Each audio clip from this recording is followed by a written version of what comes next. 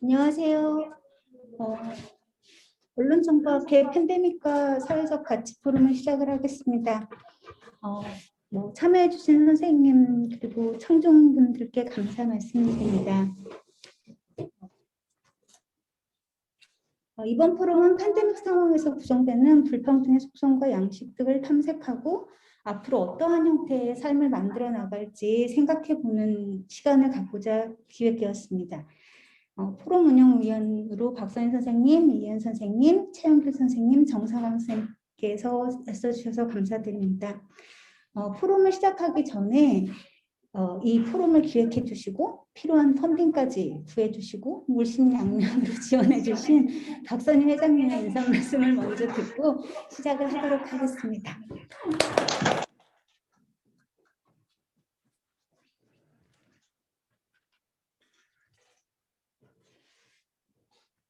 네, 회원 여러분 안녕하세요. 뭐를 쳐다봐요? 요 카메라를 쳐다보면 되겠죠? 아니에요, 이거는.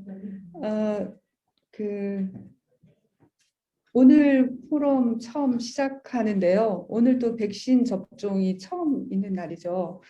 저희 포럼 이름이 팬데믹과 사회적 가치인데 지난 1년 동안의 경험 중에서 좀 중요했었던 점이 우리는 그 인간 이외의 그 생명 그리고 자연과 공존하는 존재들이라는 거를 일깨우는 그런 한 해였었던 것 같고요.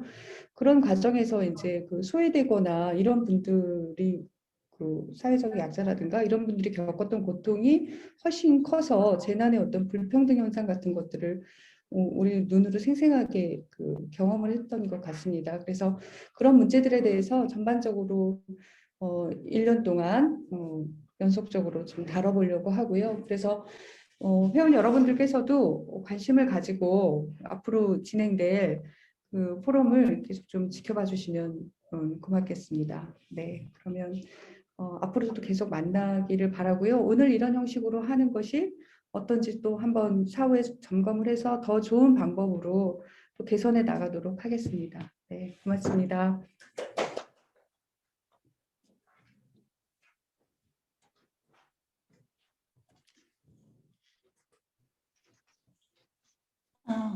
예. 이번 포럼은 팬데믹 상황에서 새롭게 구성되고 있는 사회에 대한 탐색으로 저희가 그 닫힌 논의를 한다기보다는 좀 더 이곳에서 일어나는 가망성도 함께 보는 열린 논의로 하고자 했습니다. 그리고 또 한편으로는 그 팬데믹에 대한 논의가 굉장히 많이 있는데요. 대부분 저널리스틱한 논의에서 그치고 있어서 이번 기조발제에서는 저희가 이걸 조금 더 넘어서 좀 더 구체적이고 성찰적인 학문적인 논의를 하는데 어떠한 학문적인 자원을 끌어모을 수 있을까에 대해서 좀 더 같이 고민해보자 해서 기획하였습니다. 저를 포함한 오늘 발제를 맡아주신 세 분의 선생님들은 각기 약간 다른 나라에서 다른 학문적인 배경에서 훈련을 받은 미디어 문화 연구자입니다.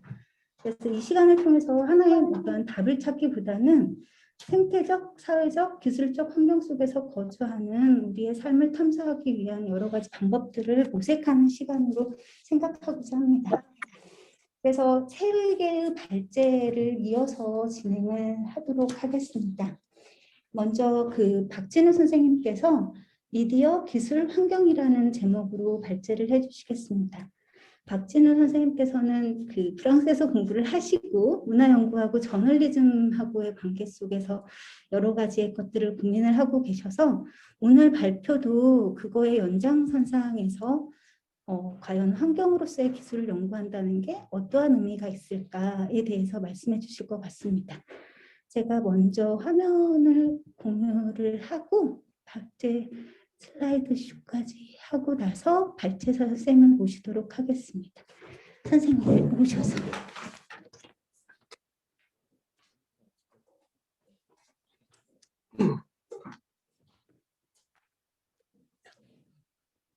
네, 안녕하세요. 저 건국대학교 신문방송학과의 박진우입니다. 그 기조 발제라는 이름으로 지금 하게 됐는데요. 마음이 몹시 무겁습니다. 그 제가 어느 정도 이 문제에 대해서 전문가일까에 대해서도 생각을 하게 되고요. 각자 선생님들마다 아까 앞서 이제 우리 그 선생님께서 말씀 주셨던 것처럼 이제 각자 이제 이 문제를 이제 자신의 전공으로 삼고 있는 아마 선생님은 아마 안 계시리라고 생각이 됩니다. 각자 자기가 공부해 왔었던 거, 연구해 왔었던 과정에서 무언가 연속성이 있는 대목들을 발견하고 그 과정에서 논의를 진전시켜 나가는 것. 아마 저도 그런 사례이지 않을까라는 생각을 해보게 되는데요. 이제 저는 그래서 이제 이 문제를 검토하지 않으면 그 앞으로 제 연구가 뭔가 문제가 생길 수 있겠다는 생각을 하기 시작한 게 한 4, 5년 정도 지난 이전의 일이었지 않나라는 그런 생각이 들어요. 근데 저는 이제 그 4, 5년 동안 이제 얼마나 제가 이제 충실하게 이제 이걸 따라갈 수 있었을까라는 거에 대해서 이제 그래서 몹시 이제 자신이 없고 선생님들 앞에서 부끄럽고 그렇습니다. 이제 그래도 공부하면서 이런 거에 눈에 띄었다라고 하는 걸 중심으로 해서 좀 말씀을 드리는 게 좋지 않을까라는 그런 생각입니다. 그 하다 보니까요, 선생님 저기 그 팬데믹에 대해서는 별 말씀을 못 드리네요. 지금 제가 별 말씀을 못 드리고 있는 것 또한 불행하지만 그 또한 분명한 사실인 것 같습니다. 근데 팬데믹이라고 하는 게 벌써 이제 1년이라는 시간이 지나간 것 같고요. 돌이켜 보면 그 우리 흔히들 많은 농담을 하는 얘기가 작년 요맘때쯤 해가지고 그 몇 번이었죠? 31번 확진자였나요?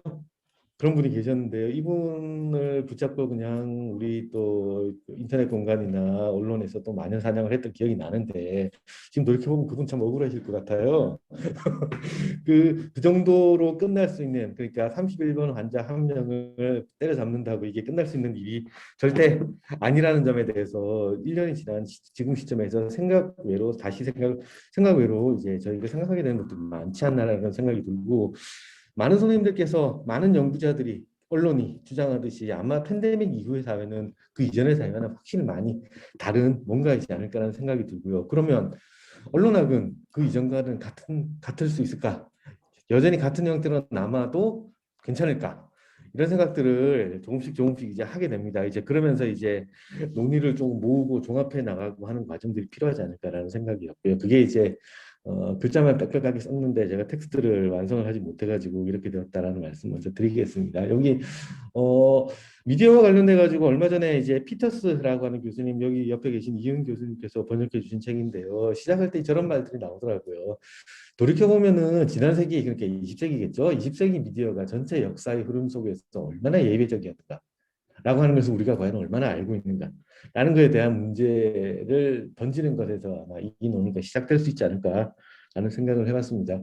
여러 가지가 있겠죠. 뭐 디지털 기술의 확산이 일깨워주는 것들 중에서 저는 이런 생각들 많이 해봐요. 이제 그 뭔가 우리가 미디어라는 것을 이용해 가지고 지난 시기 20세기에 우리가 알고 있는 대략 우리가 배우고 우리가 연구하는 기본적인 토대인 매스 커뮤니케이션의 영역이라고 하는 것은 미디어라는 것을 설명함에 있어서 과연 역사적으로 얼마나 어, 일반적인 것인가, 일반론적인 것이다라고 얘기를 할 수 있을 것인가에 대해서 다수의 연구자들이 논의를 종합해 보면은 별로 그렇지는 않다라고 하는 것들이 일반적입니다.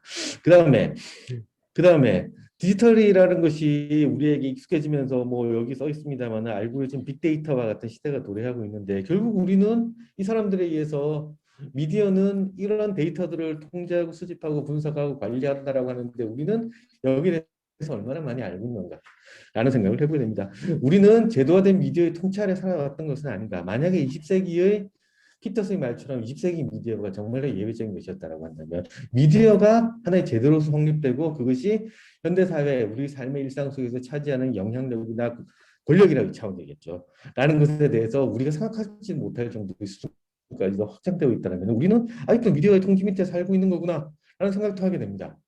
개인들은 그 속에서 미디어를 통해서 민주주의를 추구하고 뭐 어떤 다른 해방적인 경험들을 추구하게 되는데 민주주의라고 우리가 말하는 것은 과연 20세기 이전의 민주주의와 지금 시대 민주주의가 같은 것인가 라고 할 때도 아닐 거다라고 하는 논의들이 최근에는 더 많은 것 같습니다. 이제 저런 얘기들을 이제 그 초개체적인 어떤 데모스의 출현 그리고 초개체적인 데모스들이 이슈를 중심으로 해가지고 서로 다른 방식으로 근대 사회, 근대 국가를 형성시켜 왔었던 자유로운 개인들 연합이 아닌 다른 형태로 모이는 민주주의라는 것이 우리에게 가능할 거야. 디지털 민주주의는 아마 그게 가능할 거야. 라고 주장하는 것들 그리고 거기에 대해서 반론이 제기되는 것들 또한 우리는 확인할 수 있습니다. 아마도 홍콩의 시위 사례가 대표적인 사례일 텐데요. 우리가 디지털 미디어와 민주주의라는 얘기를 하면서 항상 해왔었던 것은 얼마나 디지털 미디어를 통해서 자유로운 개인들을 결합시킬 수 있고 연합시킬 수 있고 단결시킬 수 있는가라는 것에 대해서 고민을 해봤었는데 홍콩의 사태를 보고 있으면은 시위에서 가장 중요한 것은 우리는 얼마나 디지털 미디어의 감시로부터 벗어날 수 있는가. 어떻게 하면 감시 카메라로부터 내 얼굴을 지울 수 있을 것인가. 어떻게 하면 내 디지털 공간을 깨끗이 청소할 수 있을 것인가. 라는 문제가 제기되는 것 또한 우리 분명한 현실인 것 같습니다. 그러니까 간단치 않은 문제가 지금 우리 앞에 제기가 되어 있다라고 하는 것들이고요. 여기에서 미디어를 바라보는 관점은 그러면 지금까지는 다를 수밖에 없다라고 하는 것들이 아마 제기될 수 있지 않을까 하는 생각입니다. 그게 이제 우리가 그동안 메시지 내용에 대해서 주목했다면 이제 좀 더 넓은 차원에서 접근해야 된다라고 하는 주장들이 그래서 나오는 것이지 않을까라는 생각입니다. 그러면서도 우리가 미디어 연구를 하는 사람들이 정치적인 어떤 논의들을 계속할 수 있을 것이다 라는 얘기들 또한 생각해봐야 될 그런 생각해봐야 될 주제이지 않나라는 것들이고요. 그게 이제 지금 드리고 싶은 이제 내용이다라는 말씀을 우선 먼저 드려야 될 것 같습니다. 우리는 그동안 커뮤니케이션 연구를 전통적인 실증적인 커뮤니케이션 연구의 방법론에 대해서 매우 익숙하고요. 그다음에 제가 전통적인 문화 연구라고 표현을 쓰긴 했습니다만은 이게 어떻게 이해될지 잘 모르겠습니다. 여하튼 우리가 생각하고 있는 전통적인 문화 연구 형태가 분명히 있을 것입니다. 자, 우리는 지금까지 이런 형태로 제도에 대해서 검토하고 권력을 비판하고 민주주의 문제를 다뤄왔었고 해왔었습니다. 그런데 세상이 앞으로 그럴 것 같지는 않은 게 또한 우리 현실입니다. 그러면 우리가 지금 찾아야 될 게 저것 말고 우리가 새로운 자원들을 우리가 어디에서 찾을 것인가. 아마도 이게 지난 수년 동안 연구자들, 저를 포함한 많은 연구자들, 특히 문화연구를 하시는 분들이 공통으로 직면한 어떤 과제이지 않나라는 생각이 듭니다. 개별적으로 개별 이슈들에 대해서 치밀하게 파고드시는 선생님들도 분명히 계시고, 그다음에 저처럼 뭘부터 다루는 게 좋을까를 계속 이제 두리번 하고 있는 사람들이 다루고 있는 내용들도 있고 그렇습니다. 뭐 여기 나와 있는 내용들 아마 나오는 내용들 아마 다 아실 거라고 생각이 듭니다. 근데 이런 연구들을 살펴보고 있으면 특징이 뭐냐면요. 그 독일의 미디어 연구는 다른 건 다 잘 아실 것 같고요. 독일의 미디어 연구는 최근에 독일어권에서 지금 진행되고 있는 그 크리티컬 스터디 한 영역이다라고 말씀을 드릴 수 있을 것 같은데요. 이게 특별한 그게 있다라기보다는 아마 우리에게 가장 덜 익숙한 얘기여가지고 몇몇 저자들의 이름을 좀 적어봤습니다. 자, 근데 어쨌든 간에 저런 논의들을 쭉 종합해보고 있으면요, 그래서 결국은 미디어가 도대체 뭐야? 라고 하는 질문에 대해서 우리가 근본적으로 부딪히게 됩니다. 그리고 제각각 서로 다른 경험의 영역들, 미디어의 측면들을 포착하고 있는 것을 발견할 수가 있습니다. 결국 이 이론들을 종합한다는 것이 거의 불가능해 보일 정도로. 그게 지금 우리가 처해 있는 현실이지 않나라는 생각을 해보게 됩니다. 자, 점점 더 복잡해집니다. 개별 이슈들에 대해서 저술들을 살펴보고 있으면 재밌는 논의들이 굉장히 많은데요. 2006년도 Always Already New라는 책. 이 책은 미디어 히스토리아 한 영역으로 아주 흥미로운 책인데요. 이걸 보고 있으면요. 이런 얘기가 나옵니다. 원래 미디어라는 말 자체가 안에 내부적으로 개념적인 다양성이 매우 커가지고 하나의 용어로, 하나의 의미로, 하나의 단위로 설명하는 것은 어려울 거다 아마. 그런데 분명한 사실은 그 중에서 우리가 20세기적인 현상으로 알고 있는 것들 일부가 공간적으로 분산된 복수의 대상 목적지를 향해서 메시지를 전파하는 기능을 가지는 것이 미디어다라고 하는 것은 우리가 알고 있는 모든 형태의 미디어의 형태들 중에서 극소수에 불과하다. 그 중에 아주 일부만이 이런 기능을 가지고 있다라는 내용입니다. 20세기적인 미디어 형태인데요. 전체 미디어 역사를 따져보고 있으면 틀린 말은 아닌 것 같습니다. 그리고 생각해보면 디지털 국면에 접어들면서 특히 소셜미디어가 등장하는 과정에서 어떤 소셜미디어도 저런 식의 야심을 스스로 표출하는 사례는 없습니다. 생각해보면요. 그러니까 역사적인 개념으로 미디어를 검토한다라고 할 때, 그리고 소셜미디어의 영역이 등장하고 난 다음에 미디어를 어떻게 규정할 것인가라고 할 때 개념적으로 우리가 잘못된 개념을 사용하는 것일지도 모른다라는 내용입니다.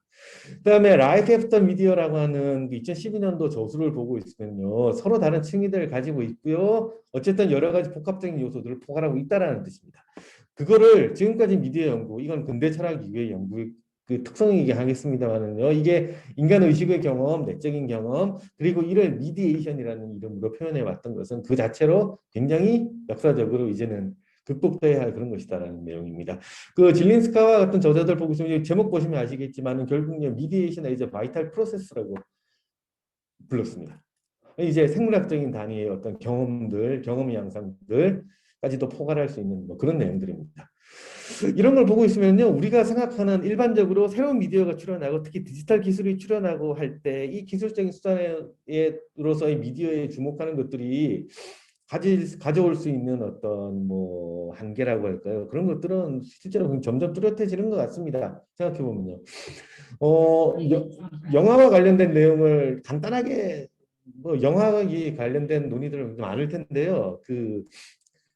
그 디지털이 생겨난 이후에 기존의 매체의 경험과 디지털은 어떻게 구분되는 것인가에 대해서 이론적으로 가장 열심히 먼저 선구적으로 열심히 논의했던 게 영화 쪽이 아닌가라는 생각을 하게 됩니다. 근데 논의가 간단한 논의들입니다. 아마 저희가 복잡한 논의를 너무 단순화시키는 건지 모르겠습니다만, 그러니까 20세기에 필름으로 찍어왔던 것을 우리가 영화라고 불러왔는데 디지털로 존재하는 이미지가 이게 영화가 맞냐? 지금 돌이켜 보면은 굉장히 단순한 논쟁인 것 같은데요. 굉장히 오랫동안 했던 논쟁이고요. 그리고 오늘날 영화 분야를 중심으로 한 이제 영화 미디어 연구하시는 분들이 이론적으로 이러한 논의들, 미디어와 기술과 관련된 논의들에서 제일 많이 확장성을 가지고 많은 이야기를 해주시는 이유도 이런 논쟁을 해왔었던 과정인 것 같아요. 근데 우리는 지금까지 정작 미디어 연구자들은 뭔가 약간의 반성이라는 것이 분명히 존재했었죠. 왜냐하면 너무나도 압도적으로 존재하는 제도의 미디어가 분명히 여전히 존재하고 있고 지금도 마찬가지입니다. 지금도 마찬가지입니다. 이제 이런 상황에서 이론적으로 가질 수 있는 위기감이라고 하는 게 좀 차이가 나지 않을까라는 생각을 해봤습니다. 아시다시피 우리나라에서 영화는 더 이상 필름으로 찍는 영화는 더 이상 존재하지 않습니다. 필름으로 찍는 영화, 필름으로 상영되는 영화는 더 이상 없습니다. 지금 우리나라에서 한국 영화는요. 없어진 지 한 10년 됐습니다. 지금.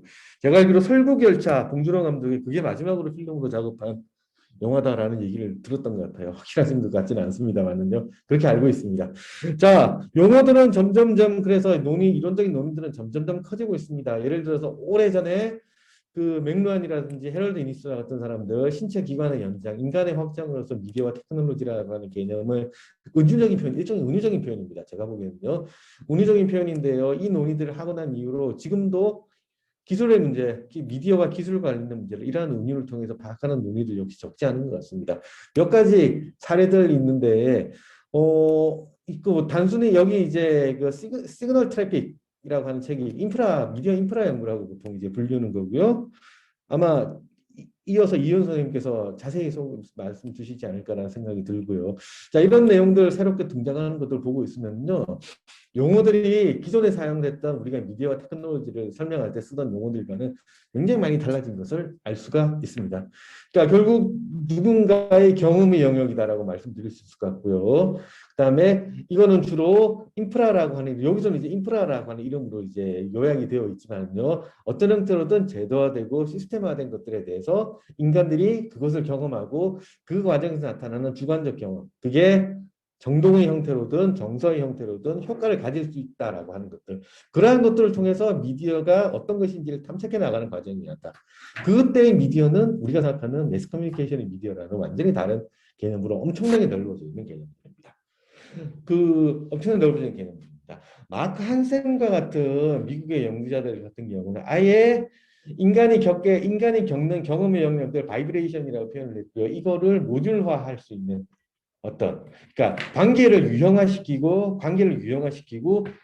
고정화시키 나가는 역할을 하는. 그래서 그럼으로써 우리의 환경을 구축해 나가는 존재를 통칭하여서 우리는 미디어라고 부를 수 있어야 한다라는 주장을 그 안에 담고 있습니다. 이거는 이제 철학적인 그 배경들이 분명히 깔려 있는 논의들이고요. 화이트헤드 철학 같은 것들을 좀 이제 이해해야 되는데 물론 저 역시도 잘 이해를 못하고 있습니다. 자, 근데 이제 어떤 형태로든 저는 이런 논의들을 보고 있을 때 드는 생각이 뭐냐면 결국은 미디어를 직접 규정을 못하니까는 방법은 대상이 너무 커진 상태에서는 방법은 인간들이 이걸 가지고 어떤 경험을 하고 어떤 효과를 가지느냐라는 것을 통해서 역으로 이제 미디어가 무엇인지를 추적하는 방식입니다.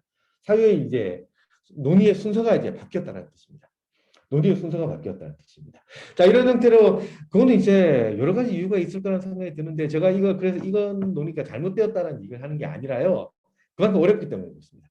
제가 보기에도요. 그것 말고 달리 무슨 방법이 있을까 싶은 생각이 들 정도로.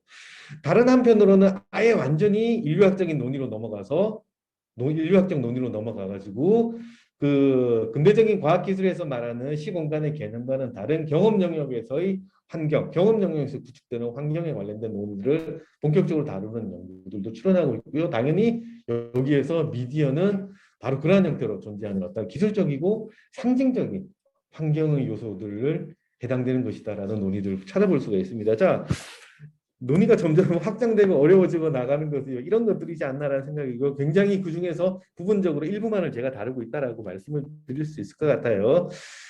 기술에 대한 물음 또한 본격적으로 1920년대 이후에 제기가 되고 있는 것 같습니다. 그 프랑스의 시인이었던 폴 발레리 같은 사람들은 이제 기술의 발전이 인간의 감각적 능력을 어떻게 변화시키고 이분은 그 소위 말해서 고전주의자입니다. 폴 발레리 같은 사람들은. 그러니까 이제 이게 인간의 그동안에 듣던 능력에 따라서 전 지구적인 휴머니즘 위기에 도달하게 될 것이다. 라고 하는 이 편재성의 획득이라는 이 논설은 아마도 발터 베냐민의 그 기술국제 시대라는 것을 보시면은 그 안에 권두에 인용되어 있는 글이 바로 이 글인데요. 별 어떤 내용이 이게 사실 그 당시에 이제 이렇게 유럽에서 이제 음반 산업이 처음 발전하면서 저 글을 썼던 저 평론을 쓴 이유는 음반 산업에서 이제 바하의 그 전집 음반이 출간이 됐다라고 합니다. 바하의 전집 음반이야. 예, 바흐. 바흐의 전집 음반이 출간이 되었습니다. 이거에 대한 평론입니다. 지금 이 글은요. 그래서 이제 음악을 듣는 방식이 공연장에서 연주자가 직접 행하는 음악을 듣는 것과 집에 거실에 앉아서 음반을 듣는 사람들 사이에서 이게 인간의 감각 능력을 어떻게 변화시켜 나갈 것인가에 대해서 한 말씀 하시는 겁니다. 결론은 전 지구적인 휴머니즘 위기가 도래할 수 있다는 내용입니다. 당시에 마르틴 하이데거와 같은 철학자들은 이제 기술이라고 하는 것들이 그 우리가 그 근대 사회에 도달하기 이전의 어떤 도구적인 차원을 넘어서서 인간 경험의 구조 자체를 근본적으로 교란시키는 것으로 등장하고 있다라고 하는 것에 대한 철학적인 논의들이 이미 시작되었던 것 또한 1920년대, 30년대 이후입니다. 하이데거의 기술론은 물론 1940년대 이후에 특히 전후에 이제 본격적으로 전개되는 것이긴 합니다만 이미 그 싹은 존재시간 같은 책을 보면 분명히 확인할 수 있는 내용들이지 않나라는 그런 생각을 해보게 됩니다. 발터 베냐민 같은 사람들 아우라의 붕괴 같은 얘기들 많이 했었습니다. 근데 이제 약간 이게 중요한 얘기는 아닌데요. 아우라가 붕괴되었다라는 것이 그래서 어떻다라는 거냐? 아쉽다라는 얘기야? 아니면 잘 됐다라는 얘기야? 라는 질문들을 굉장히 많이 하고 지금도 논란이 되고 있는 것 같은데 말씀드리고 싶은 거는요. 발터 베냐민이 해석하는 과정에서 제가 보기에 한 번도 아우라가 붕괴되었다고 해서 아쉽다라고 생각해본 적은 한 번도 없는 것 같아요. 그러니까 뭔가 새로운 이제 인간으로 하여금 새로운 있던 경험의 세계가 열리고 있고 새로운 물리적 환경의 구축이 가능하다라는 것에 대한 어떤 철학적인 명제들이 등장하기 시작한 것 같습니다. 서양 철학에서 20년대, 30년대, 40년대 이런 논의들이 시작되면서 이 논의들은 우리 지금 현재 미디어와 기술, 사회 발전의 문제를 다룸에 있어서 직접적으로 영향을 끼치고 있는 이론적인 자원들입니다. 그리고 반드시 그게 폴 발레리와 같은 고전주의자들, 하이데거 같은 고전주의자들만 있는 것이 아니라 때로는 굉장히 발터 베냐민처럼 진보적 형태의 논의들도 전개되어 있었고요. 우리가 그걸 해석하는 방식은 여전히 많은 논의들을 요구하는 그런 사안들입니다. 이 내용이 이제 다음 페이지에 나오는 내용, 요거는 생략하도록 하겠습니다. 지금 별 중요한 내용은 하다 보니 이제 그 얘기가 나왔는데 안 넘어가네요. 지금 여기. 예. 예, 이 내용은 그냥 지금 시간 관계상 생략하도록 하고요. 이게 지금 현재 중요한 내용은 아닙니다. 환경에 대한 논의들 또한 이러한 기술에 대한 논의, 미디어에 대한 논의들과 결합되면서 이제 본격적으로 새롭게 제기가 되고 있습니다. 한 페이지 더 넘어갔습니다. 제가 보는 거 좀 다르네요. 이게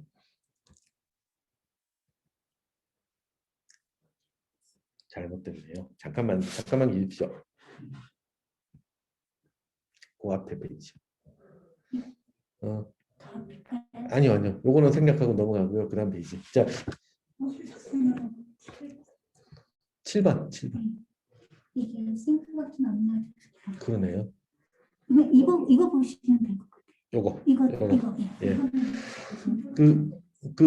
보시는 선생님들께서 지금 7번이라고 제가 써 있는 것 지금 나왔는지 모르겠습니다. 환경에 대한 논의들 또한 활발하게 벌어지고 있는 상황인데 아마도 생물학적인 개념들을 이제 우리가 재도입해 나가는 과정이라고 생각을 해야만 될 것 같습니다. 생각해 보면 자연과학의 영역, 철학의 영역에서 생물학의 영역은 그동안 주된 관심사는 아니었습니다. 생각해 보면 주로 여기서 우리가 자연과학 근대 세계에 있어서 자연과학의 범주 패러다임을 설정할 때 보통은 물리학의 범주였습니다. 그리고 생물학에 그렇게 진지하게 다루어지진 않았던 것 또한 우리가 분명히 생각할 수 있는 사실인 것 같아요. 근데 이제 생물학의 논의들 과정에서 이 세기 초부터 이제 생명체와 환경과의 어떤 기능적인 연관성이 우리가 생각하는 것보다는 훨씬 더 밀접한 관계를 맺고 있다라고 하는 것에 대한 논의들이 적지 않았던 것 같습니다. 이걸 이제 기술의 논의로 확장시켜 나가는 논의들이 있는데 여기 나오는 이게 야코브 폰 윅스켈이라고 하는 사람이 말했던 이제 움벨트라고 하는 개념들 아마 거기에 해당되는 것 같고요. 조르주 깡길렘이 1965년도에 했었던 삶의 지식이라고 해야 되나요? 꼬들상스 둘라비라고 하는 이거 얼마 전에 작년에 제가 번역된 걸로 알고 있습니다. 이 책 우리말로 나와 있는 걸 봤는데요.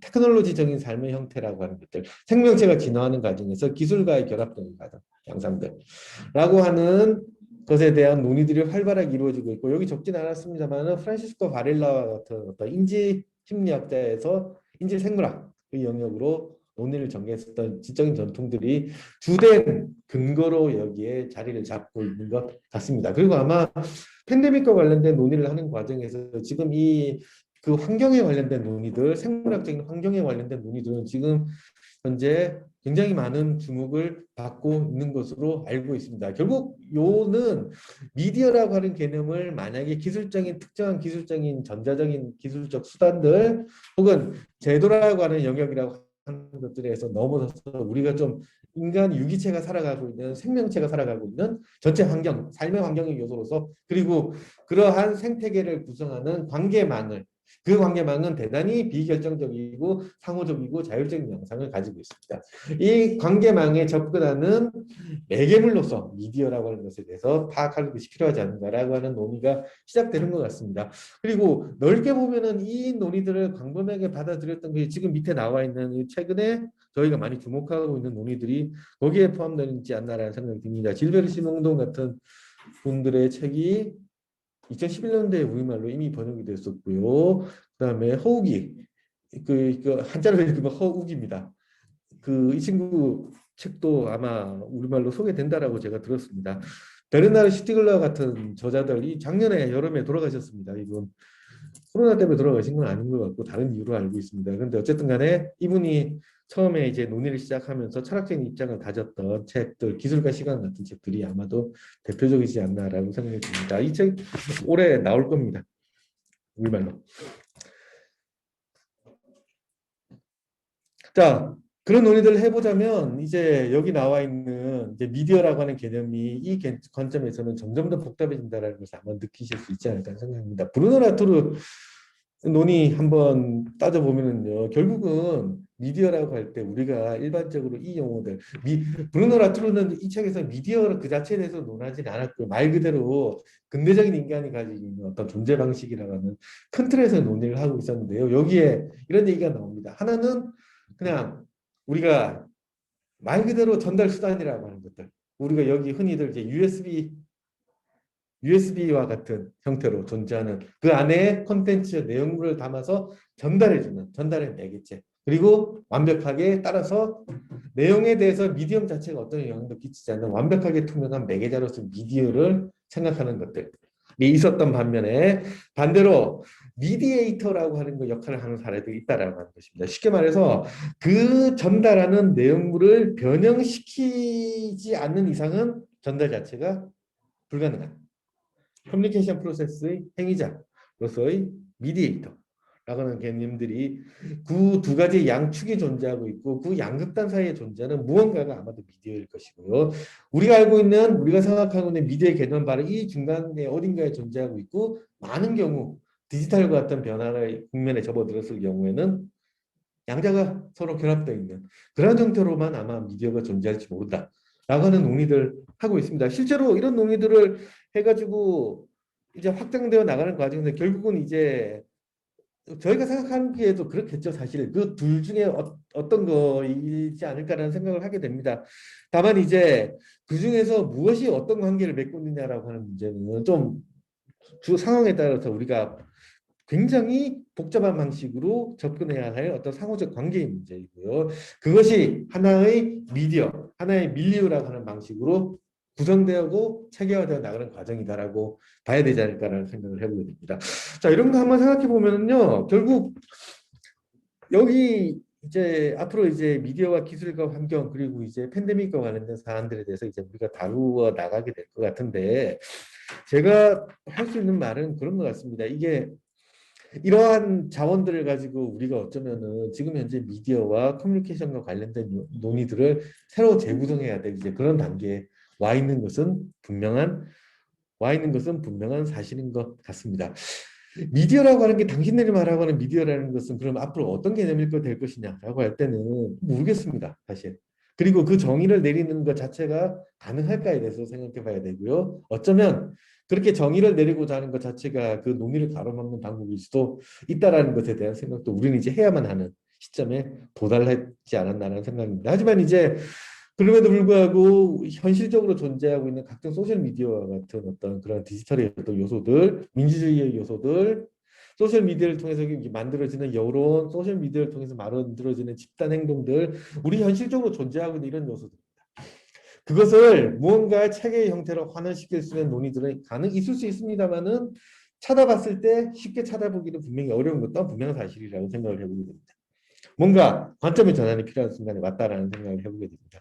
그러니까 이제 단순하게 기술적 수단, 인간의 확장, 뭐 오히려 인간 그 자체라고 하는 모든 것들에 대한 어떤 개념적인 어떤 규정이 다시 문제가 되는 시점에 와 있는 것이다라는 생각을 하게 되고요. 이러한 논의들을 이제 열심히 연구하고 우리가 써먹는 과정이 필요한 것 같습니다. 이제 그렇다 하더라도 이제 우리가 어떤 이유에서 이런 걸 하게 되는지에 대해서는 분명히 생각해 봐야 되지 않을까라는 생각이고요. 그게 뭘까? 권력에 대한 비판인가? 지배체제에 대한 비판인가? 미디어의 우리가 지난 시기부터 지금까지 이어지고 있는 미디어에 의해서 이루어지는 통치에서 벗어날 수 있는 방법에 관한 것인가? 에 대해서 생각해야 될 시점이 오지 않았나라는 생각이 들고요. 보다 현실적으로는 지금 당장 팬데믹 상황에서 아마 주제를 다뤄주시는 걸로 제가 알고 있습니다만요. 현실적으로 벌어지고 있는 노동 자체의 변화에 대해서는 뭐라고 얘기할 수 있을 것인가에 대해서도 고민해야만 하는 그런 시점이지 않나라는 생각이 들고요. 그래서 이런 복잡한 논의들을 이제부터 시작하겠다, 할 거다라는 내용을 우선 먼저 말씀을 드리는 게 지금 제가 말씀드렸던 내용이고 제가 너무 길게 했나요? 그냥 괜찮습니다. 죄송합니다. 너무 길게 한 것 같은데 이윤 선생님께서 다음 이어서 또 이 논의를 계속해 주실 것 같으니까 저는 일단 이 정도 선에서 마감을 하도록 하고요. 이제 다시 끝나고 난 다음에 선생님들께 이제 또 예. 질문 드리고 하는 시간 가지도록 하겠습니다. 감사합니다.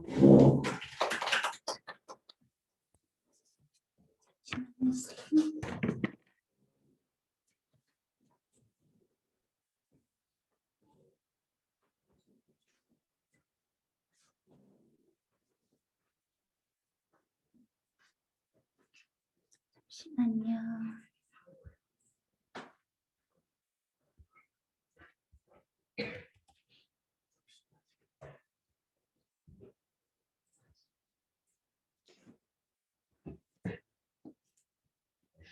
잠시만요.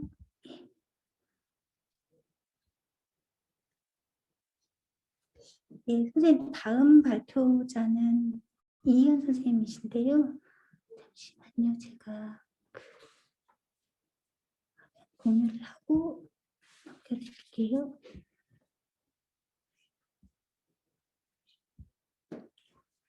예, 이희연 선생님은 그 팬데믹 시대의 미디어 환경의 변화 그리고 그 속에서 우리가 어떤 사회적 가치를 논의할 수 있을까를 중심으로 발표해 주실 것 같습니다. 네, 이거 중심으로 보시면 될 것 같아요. 네, 알겠습니다.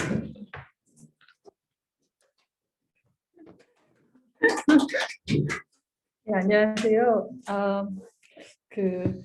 박진은 선생님이 자꾸 뭐를 뒤로 밀어가지고 제가 한다고 그러는데 사실 저는 오늘 제출한 발제문의 앞에 절반은 이번 포럼을 위해서 좀 새롭게 쓴 생각을 한 내용이고요.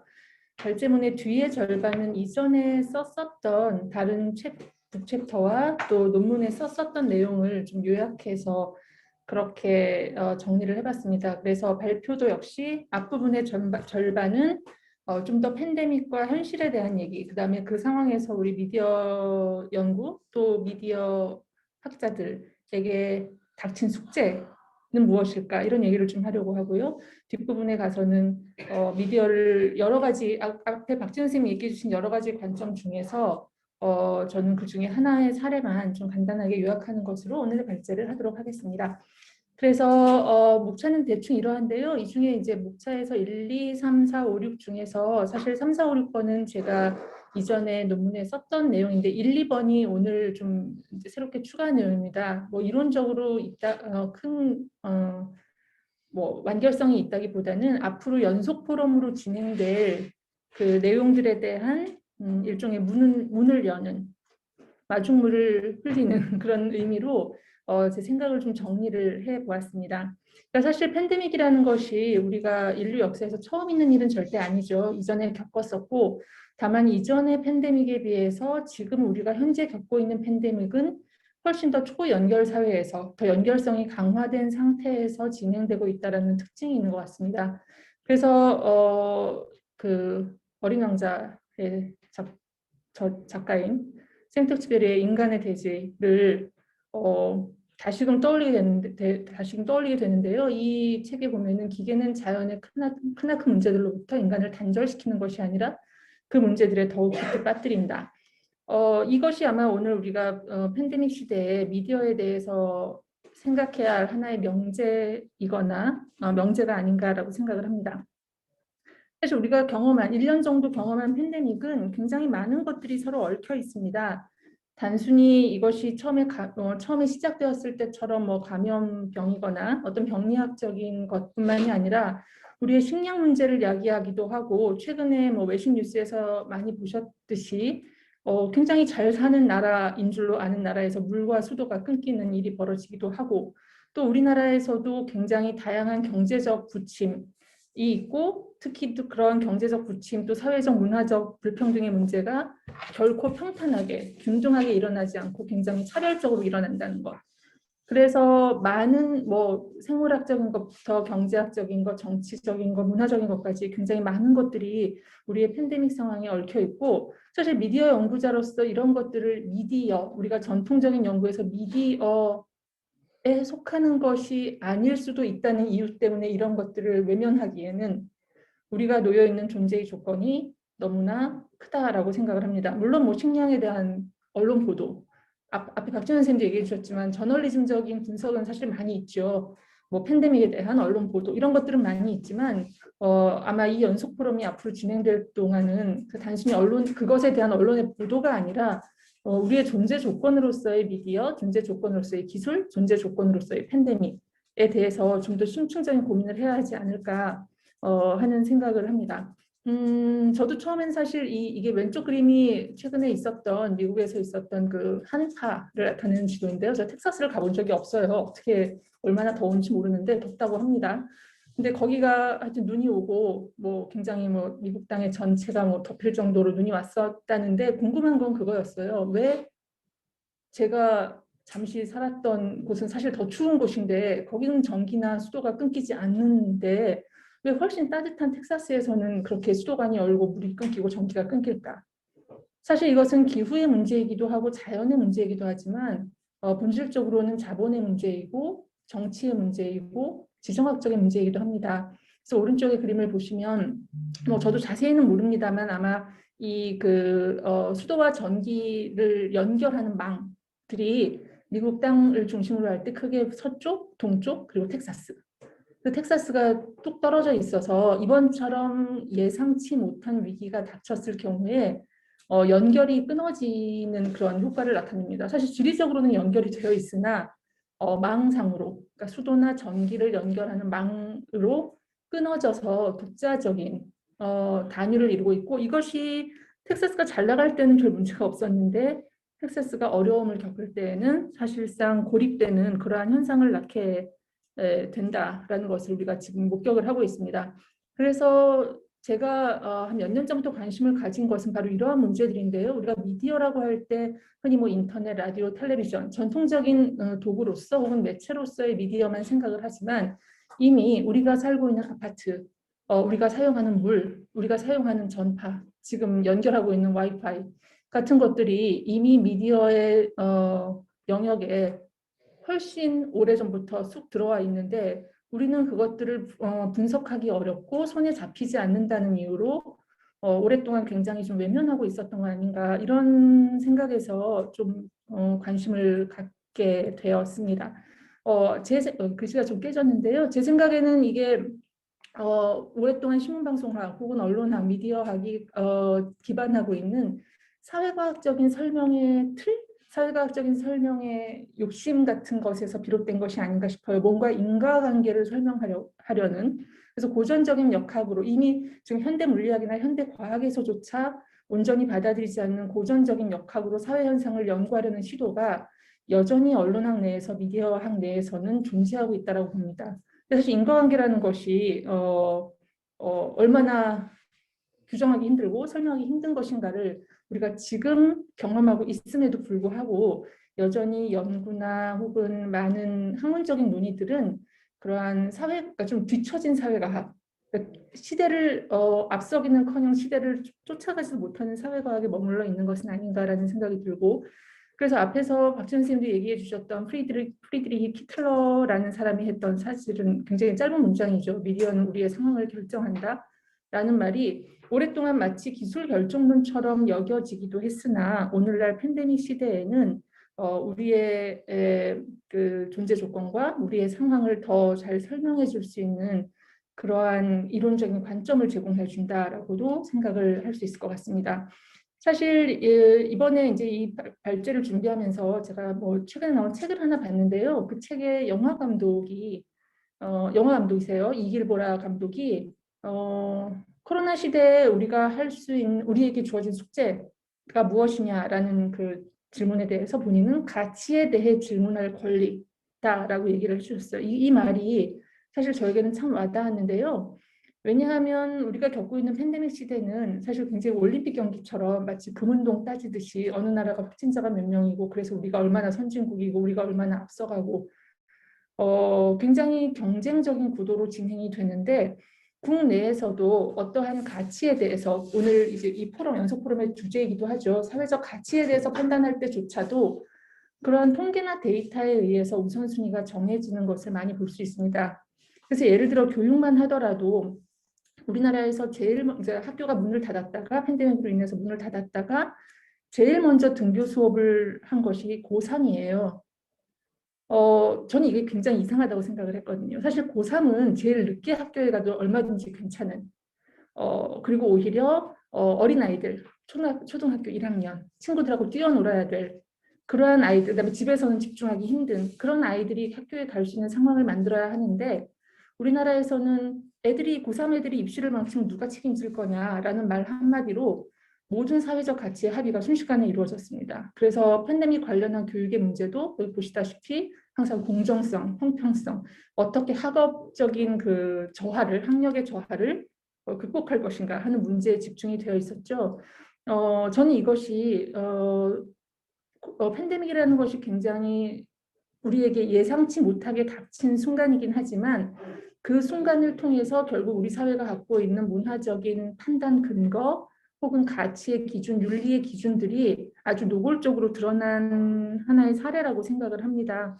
그러면서 그 누구도는 아니지만 일부 질문을 하긴 하지만 많은 질문을 던지지 않는 것이 왜 고3이 먼저 학교에 가고 초등학생들은 오히려 1년 동안 학교를 제대로 가지 못하는가 하는 문제. 그래서 그 아이들에게 초등학생을 학교에 보내는 것이 사실은 아이들의 사회성에도 중요하고 교육의 미래를 위해서도 중요하지만 돌봄 노동이라든가 가정 내 평등 문제라든가 혹은 사회적 약자에 대한 어떤 더 가해지는 사회적 약자에게 더 강하게 가해지는 불공평한 일들 로부터 벗어나는 것일 수도 있는데 그런 것에 대한 질문을 우리는 상당히 덜 하고 있다라는 생각을 했던 것입니다.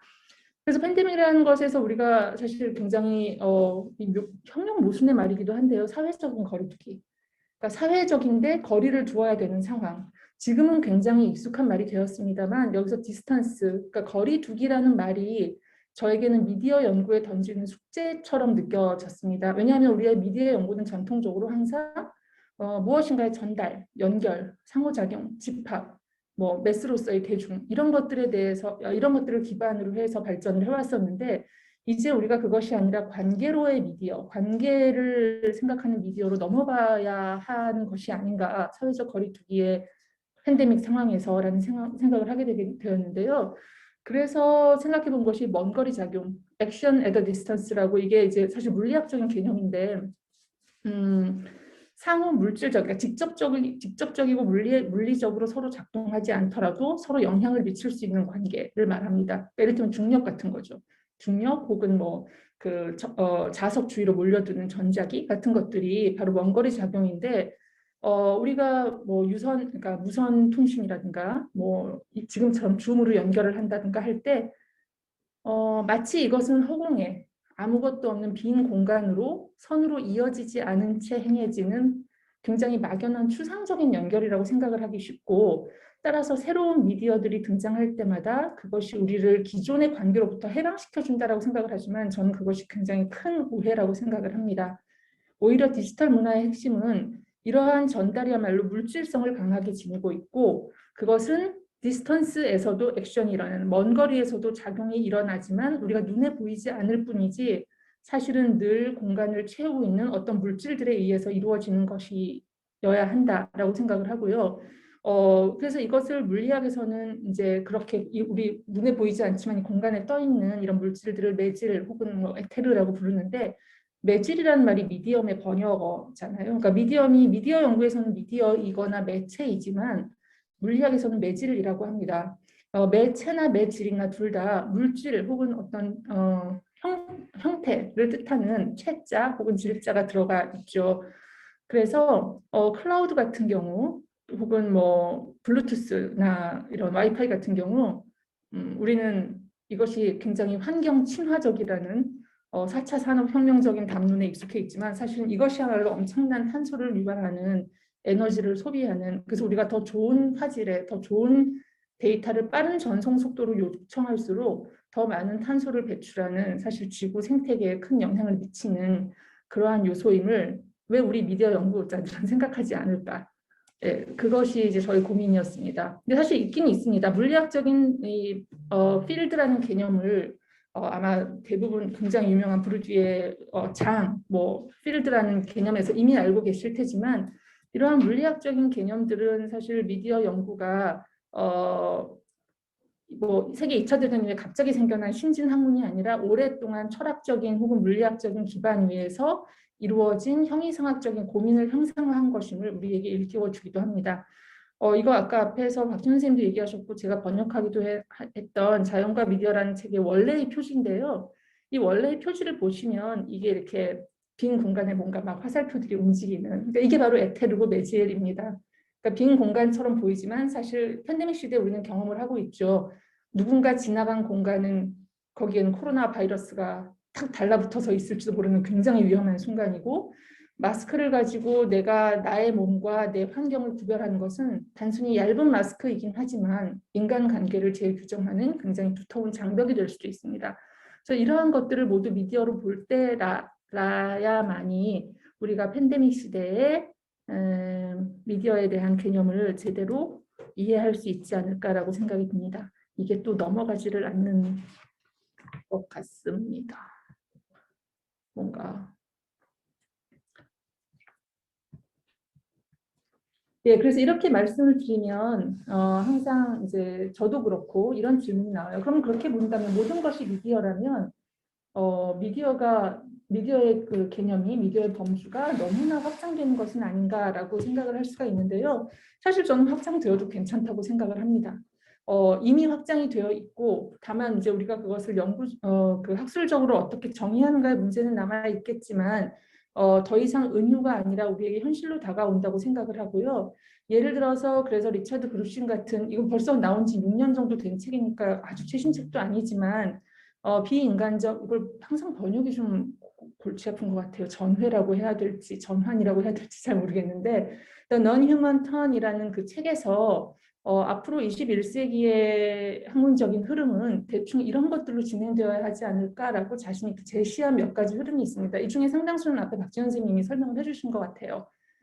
저기 또 오타가 있네요. 네, 액터 네트워크 시오리인데 어쨌든 행위자 연결망 이론이라든가 또 뒤에 이제 최석진 선생님이 얘기해 주실 정동 이론이라든가 또 다나 헤러웨이의 이론이라든가 아상블라주 이론, 모두가 쉬니 물론 그다음에 새로운 네트워크 이론, 시스템 이론 등등이 그루신이 제안한 앞으로 우리가 연구해야 할 미디어 학에서 연구를 하고 받아들여야 할 이론적인 관점이다라고 얘기를 하고 있고요.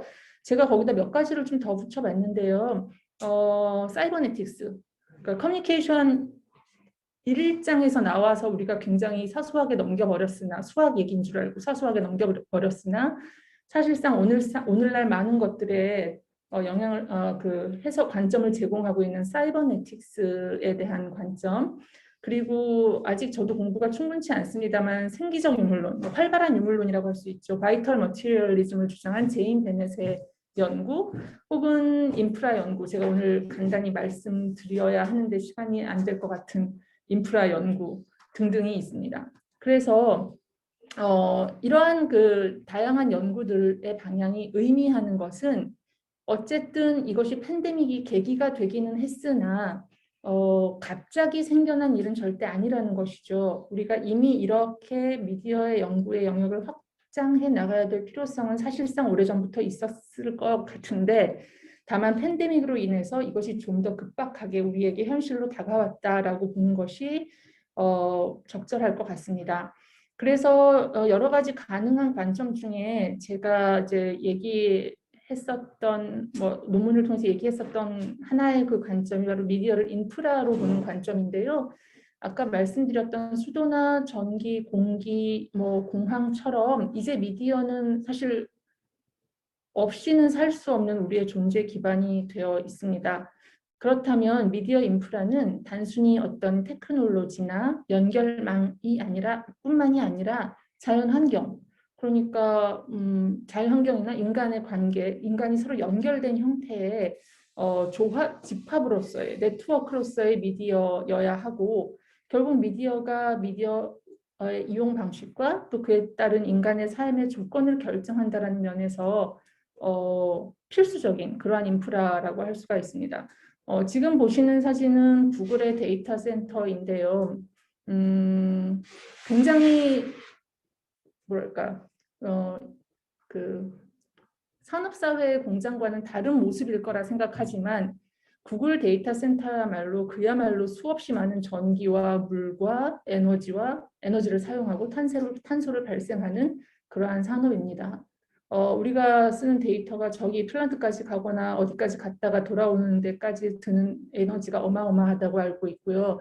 그것을 가리기 위해서 구글 데이터 센터는 이렇게 이게 사실 수도관 전기관인데요. 너무나 많은 열을 발생시키기 때문에 그걸 일종의 이제 장난처럼 감추기 위해서 예쁜 색칠을 해서 놀이공원처럼 만들어놨지만 사실은 어마어마한 탄소를 발생시키는 그러한 공장이죠. 그러니까 사실 구글은 공장입니다. 근데 우리는 구글이 공장과는 다른 형태의 무형의 깨끗한 환경 친화적인 데이터라고 생각을 하지만 사실은 물질성을 굉장히 지니고 있고 단지 그것을 이 원자력 발전소의 디자인이 그러하듯 우리의 눈으로부터 안 보이게끔 아주 세련된 방식으로 가려놓았다라고 생각을 합니다. 그래서 미디어 인프라는 기술의 문제뿐만이 아니라 사회 기술적인 문제임이 너무 당연하다라는 생각이 들고요. 그래서 인간의 노동, 아까 이제 오늘 계속 얘기가 반복되긴 할 것 같습니다만 인간의 몸과 노동력, 그다음에 공적인 기구의 문제, 또 법적인 정치적인 규제 뿐만 아니라 문화적인 상상력, 집단적인 상상의 산물이라는 점에서 미디어 인프라는 굉장히 강한 정도로 물질성을 지니고 있다. 다만 우리가 알아채기 어려운 방식으로 존재하고 있을 뿐이다 라는 것을 말씀드릴 수가 있을 것 같습니다. 이 유명한 사파죠. 물 속에 있는 생물들은, 물고기들은 사실 물이라는 존재를 깨닫지 못합니다. 우리가 공기라는 존재를 깨닫지 못하듯이.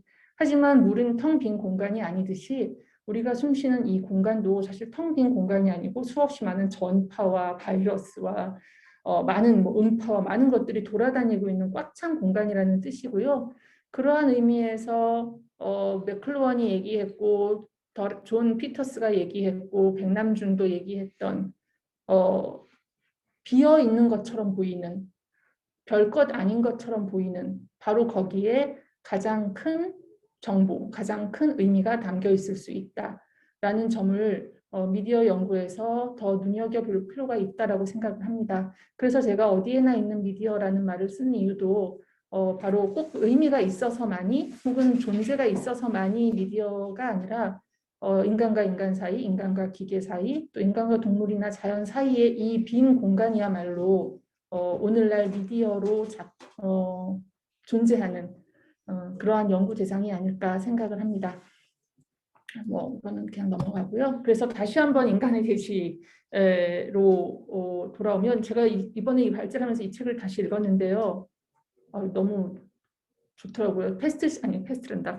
팬데믹 시대에 꼭 한번 다시 읽어야 할 그러한 책이 아닌가라는 생각을 하면서 발제를 마치겠습니다. 못다한 부분은 아마 최석진 선생님이 해주시겠죠. 예, 감사합니다.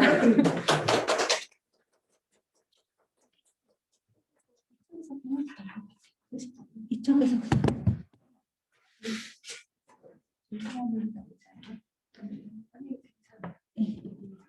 이쪽에 앉으시면 될 것 같습니다. 괜찮으세요? 네. 잠시만요.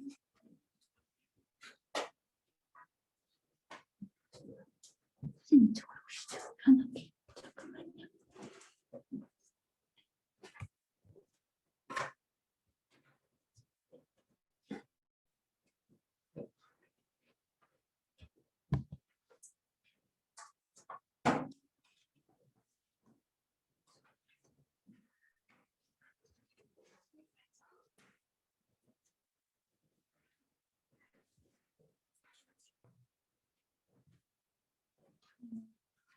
공유가 된 것 같은데요.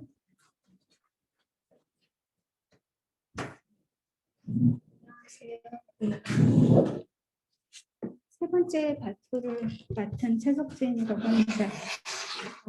이 앞에 선생님, 이은 선생님이랑 박진우 선생님께서 굉장히 전반적으로 광범위한 논의를 해주셔서 저는 그것보다 이제 개인적으로 제가 이러한 인간, 환경 속에 존재하는 인간, 그리고 기술과 환경과의 관계, 그런 것들에 대해서 생각해 봤던 개인적인 경험을 중심으로 말씀을 드리고자 합니다.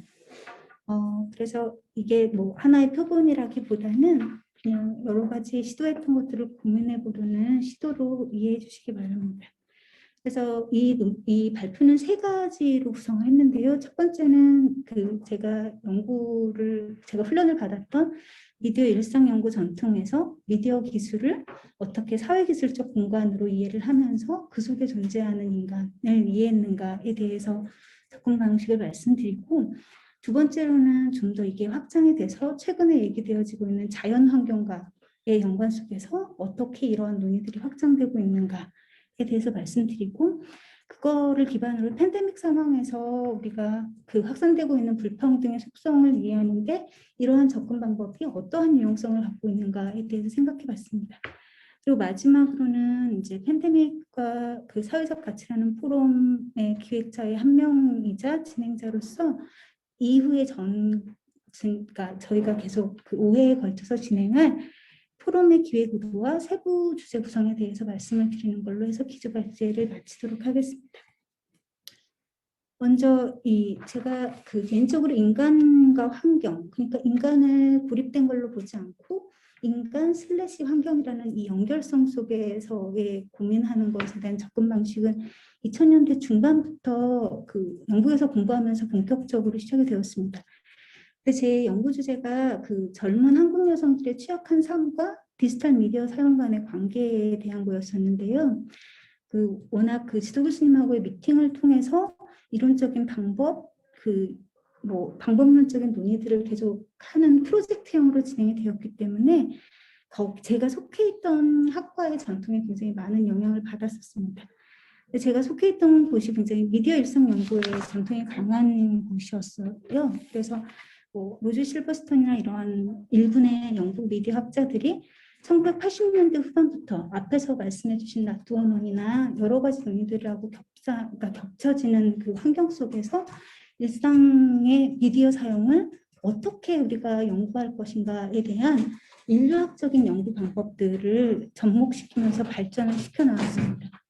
그래서 제가 있을 때 당시만 하더라도 여전히 미술사, 역사, 음악, 문학, 여성학 이러한 정통들에서 온 일상 연구를 하신 분들이 결합되어 있었고 그 속에서 연구가 진행이 되고 있었습니다. 이거를 미디어 일상 연구라고 얘기하는 두 가지의 중요한 것이 있는데요. 하나는 그 일상 연구라는 철학적이고 이론적인 전통의 그 공통 분모가 있습니다. 일상 연구라는 것은 프랑스 철학자 앙리 르페브르의 영향이 가장 크다고 얘기할 수 있는데요. 르페브르가 비판적 학자로 일생에 걸쳐서 추구했던 작업은 한편으로는 일상생활에서 심화되는 소외를 이해하기도 하지만 반면으로는 그 안에서 새롭게 조직되는 그 가망성을 찾는 것이었습니다. 그래서 이번에 팬데믹 포럼을 조직할 때도 저희가 이 팬데믹 상황에서 확산되는 미디어 환경, 구성되는 미디어 환경 속에서 한편으로는 불평등의 속성이 재조립되고 있겠지만 또 한편으로에서는 그 안에서 또 조립되고 있는 가망성은 어떻게 찾아야 될까? 그리고 우리의 일상이 그러한 구성되는 속에서는 어떠한 것들을 우리가 이해할 수가에 대한 중요한 그 레퍼런스가 될 수 있을 거라고 생각을 했습니다.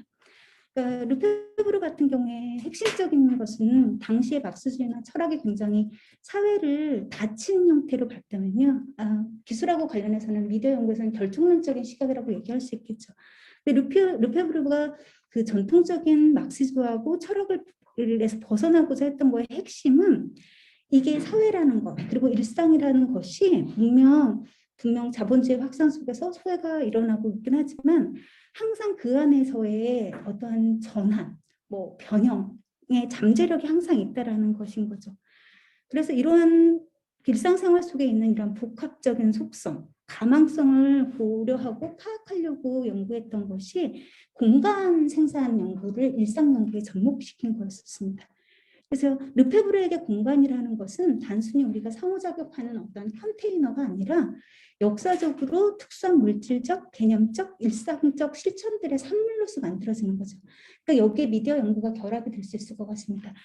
그래서 그 또 중요한 것 중에 하나는 그러니까 일상에 우리가 사회를 바꾼다거나 사회를 바꾼다라는 말을 할 때는 우리가 거주하고 있는 이 공간에 대해서 이 공간을 적절한 공간으로 바꾸지 않는 이상 어떠한 것도 의미가 없다라는 거죠. 그러면서 굉장히 물질적인 그 접근을 시도를 합니다. 그래서 그 르페브르에게 공간의 생산은 이게 그 르페브르가 제시하는 핵심적인 분석들인데요. 한편으로는 앞에 이현 선생님이 말씀하신 그 인프라나 그러한 논의의 연장선상으로 이해할 수 있는 것처럼 어떠한 공간을 생산할 수 있는 권한을 가진 자가 만들어내는 공간이 있고, 그러니까 기술과 뭐 정부와 뭐 시티 설계, 그렇게 도시 설계자가 만드는 공간을 특정한 공간을 생산으로 함으로써 무언가를 만들려고 하는 뭐 창의 산업이나 이러한 하나의 공간이 있고, 또 한편으로는 분명히 그러한 공간을 만들 힘은 없지만 그 권한과 자원이 부족한 사람들이 일상에서 주어진 그 공간, 그 사회기술적인 공간 내에서 이러한 테크놀로지를 활용을 해서 만드는 새로운 공간들이 또 있다는 거죠. 그래서 르페브르에게 공간 생산은 이 어떠한 권력을 가진 공간을 직조할 권력을 가진 사람들이 만들어지는 어떠한 큰 틀, 그런 공간과 그 안에서 그것을 존유하면서 다시 자기들의 것을 만들어가는 이것들이 끊임없이 상호작용을 하면서 만들어지는 공간입니다. 그래서 그 이것으로 통해서 르페브르 같은 경우에는 그 자본주의 확장과 소외를 연구할 수 있는 구체적이고 물질적인 틀을 제안할 뿐만 아니라 그 안에서 해당 사람들이 만들어내고 전유할 수 있는 능력 또한 파악할 수 있는 이론적인 토대를 만들어냅니다. 또 한편으로 미디어 일상에서 핵심적인 축은 그 뭐 아주 유명한 레이먼드 윌리엄스가 얘기했던 그 텔레비전 연구하고 연결이 됩니다. 이게 앞부분에서 이은 선생님이 말씀하신 지배적인 미디어 연구하고의 차이를 만들어내는 것 중에 중요한 것 중에 하나일 것 같습니다. 레이먼드 윌리엄스 같은 경우에는 텔레비전 연구, 그러니까 텔레비전을 일종의 특정한 미디어 기술을 기술적 양식으로 연구를 했는데요. 이때는 텔레비전이라는 미디어가 지금 저희가 얘기하는 뭐 다른 뉴미디어처럼 정말 아주 새롭고 혁신적인 뉴미디어로 얘기가 되어졌었고 전반적으로 굉장히 기술 결정론적인 담론 속에서 얘기가 되어지고 있었죠. 그래서 이 윌리엄스 같은 경우에는 이 1970년, 60년대의 그 기술 결정론적인 미디어 텔레비전에 대한 논의에 대해서 아주 전면적으로 비판을 하면서 이 테크놀로지가 어떠한 사회적 그 기술적 변동 속에 결합이 되어서 이것에 주어진 테크놀로지이기도 함과 동시에 또 다른 형태의 것을 구성해낸 생산자이자 행위자인가를 이렇게 동시에 보여주고 있습니다. 그러니까 전반적으로 하나는 그 문화적인 변동으로 핵가족 확산과 뭐 문화적인 활동이 굉장히 축소되었던 시기이기도 한 거죠. 그러니까 지금 저희가 팬데믹 때문에 집으로 다 갇혀 있는 것처럼 이 당시 같은 경우에도 오랫동안 뭐 영국을 기준으로 한다면 오랫동안 그 구성되어 있던 노동계급의 공동체들이 다 분산이 되면서 뭐 재개발이나 그런 걸 통해서 핵가족 중심으로의 삶들이 만들어지고 뭐 바나 그런 데에서 뭐 도시공공 뭐 마을 공동체에서 일어나는 문화적 활동들이 다 개인으로 이렇게 조그라든 반면에 한편으로는 굉장히 움츠러드는 경향이 하나 있고 또 한편으로는 자동차나 그런 것들이 보급이 되면서 개인화된 이동성은 커지고 텔레비전을 통해서 집에 움츠러든 상태에서 세계의 반대편을 보는 이러한 그 공간에 있게 된다는 거죠. 그러니까 이때가 위성방송이나 그런 것 때문에 그래서 또 굉장히 그 모순된 상황 속에 있는 거예요. 실질적으로 몸은 점점 줄어들고 우리가 만드는 사회적 관계도 굉장히 줄어들고 있는데 이 안에서 우리가 미디어를 매개로 통해서 보는 것들은 굉장히 많은 세계의 것들을 한꺼번에 접하고 있는.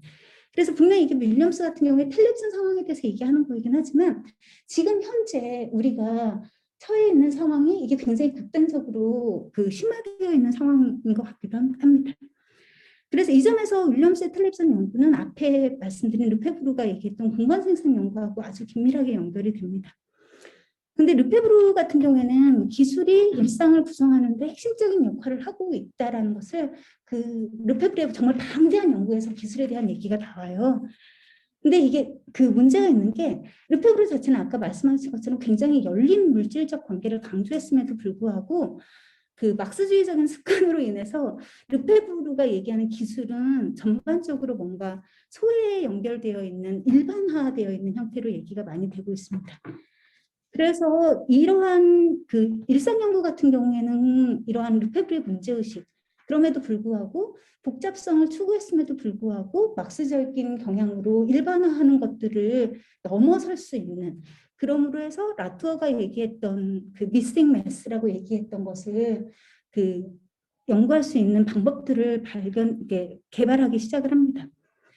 그래서 좀 더 빨리 할게요. 네, 그래서 그 공간 현상에서 존재하는 복잡성 그리고 커뮤니케이션 미디어 기술이 이것들을 일상의 리듬, 루틴, 정동을 구성하는 데 어떻게 맞물렸는지를 가지고 얘기를 했습니다.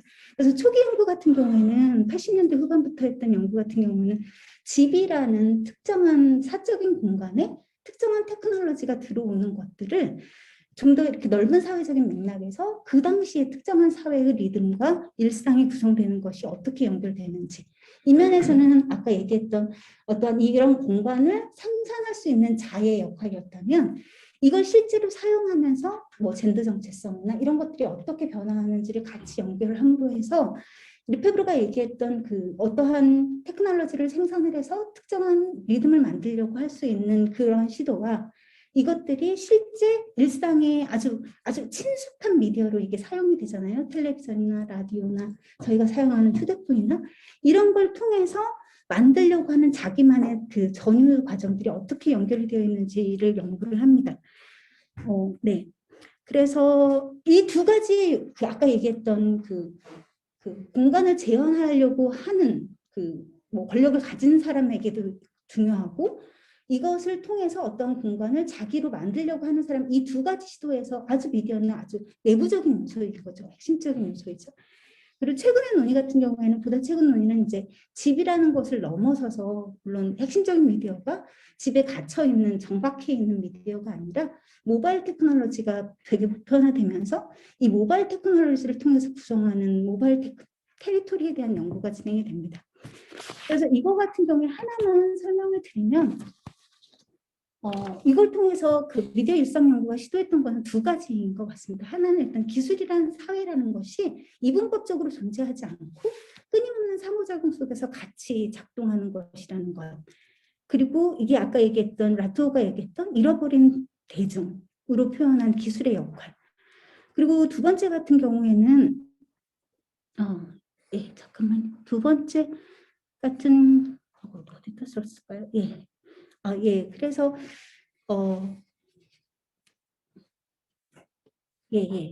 넘어갈게요. 네, 그렇습니다. 그래서 이제 하나의 예만 들면 마이클 불 같은 경우에 저희가 이 모바일 청각 도구를 연구를 했었는데 이 당시 같은 경우에 저희가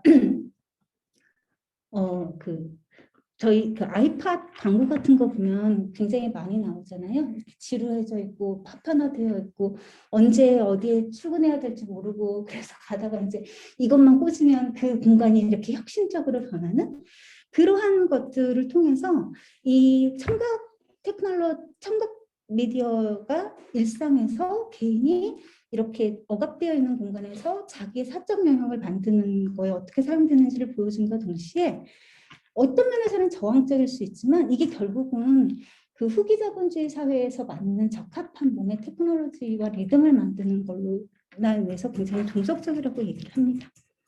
그래서 세 가지 이러한 환경으로서의 테크놀로지를 연구를 하면서 일상 연구에서 얘기했던 거는 인간 중심의 주체 연구가 아니라 환경 속에 거주하는 인간으로 그리고 미디어 중심에서 환경을 구성하는 미디어로 시각 텍스트에서 감각 및 정동 연구로 이렇게 넘어가게 됩니다.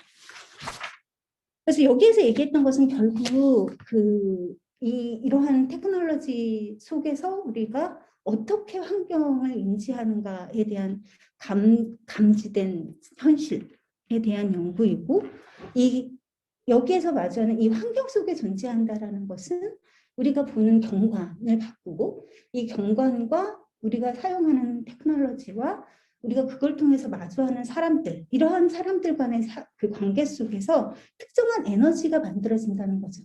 그러니까 유튜브에 대해서 수업을 하다 보면 학생들이 도대체 뭐 하려고 무슨 것을 주로 들어보면 노동요예요, 노동요 그러거든요. 선생님 할 거 많으니까 노동요로 틀어놓는 거죠. 그러니까 아무 집에 갈 데도 없고 선생님 지겨워요. 그러니까 우리가 딱 집에 갇혀져 있는 상황에서 고립되어 있는 상황에서 이 침묵이 주는 고립감 그것들이 아니라 그거를 뭔가 깨서 다른 형태의 노동할 수 있는 무드를 만드는 형태 이러한 것들을 연구한 거라고 생각할 수 있을 것 같습니다.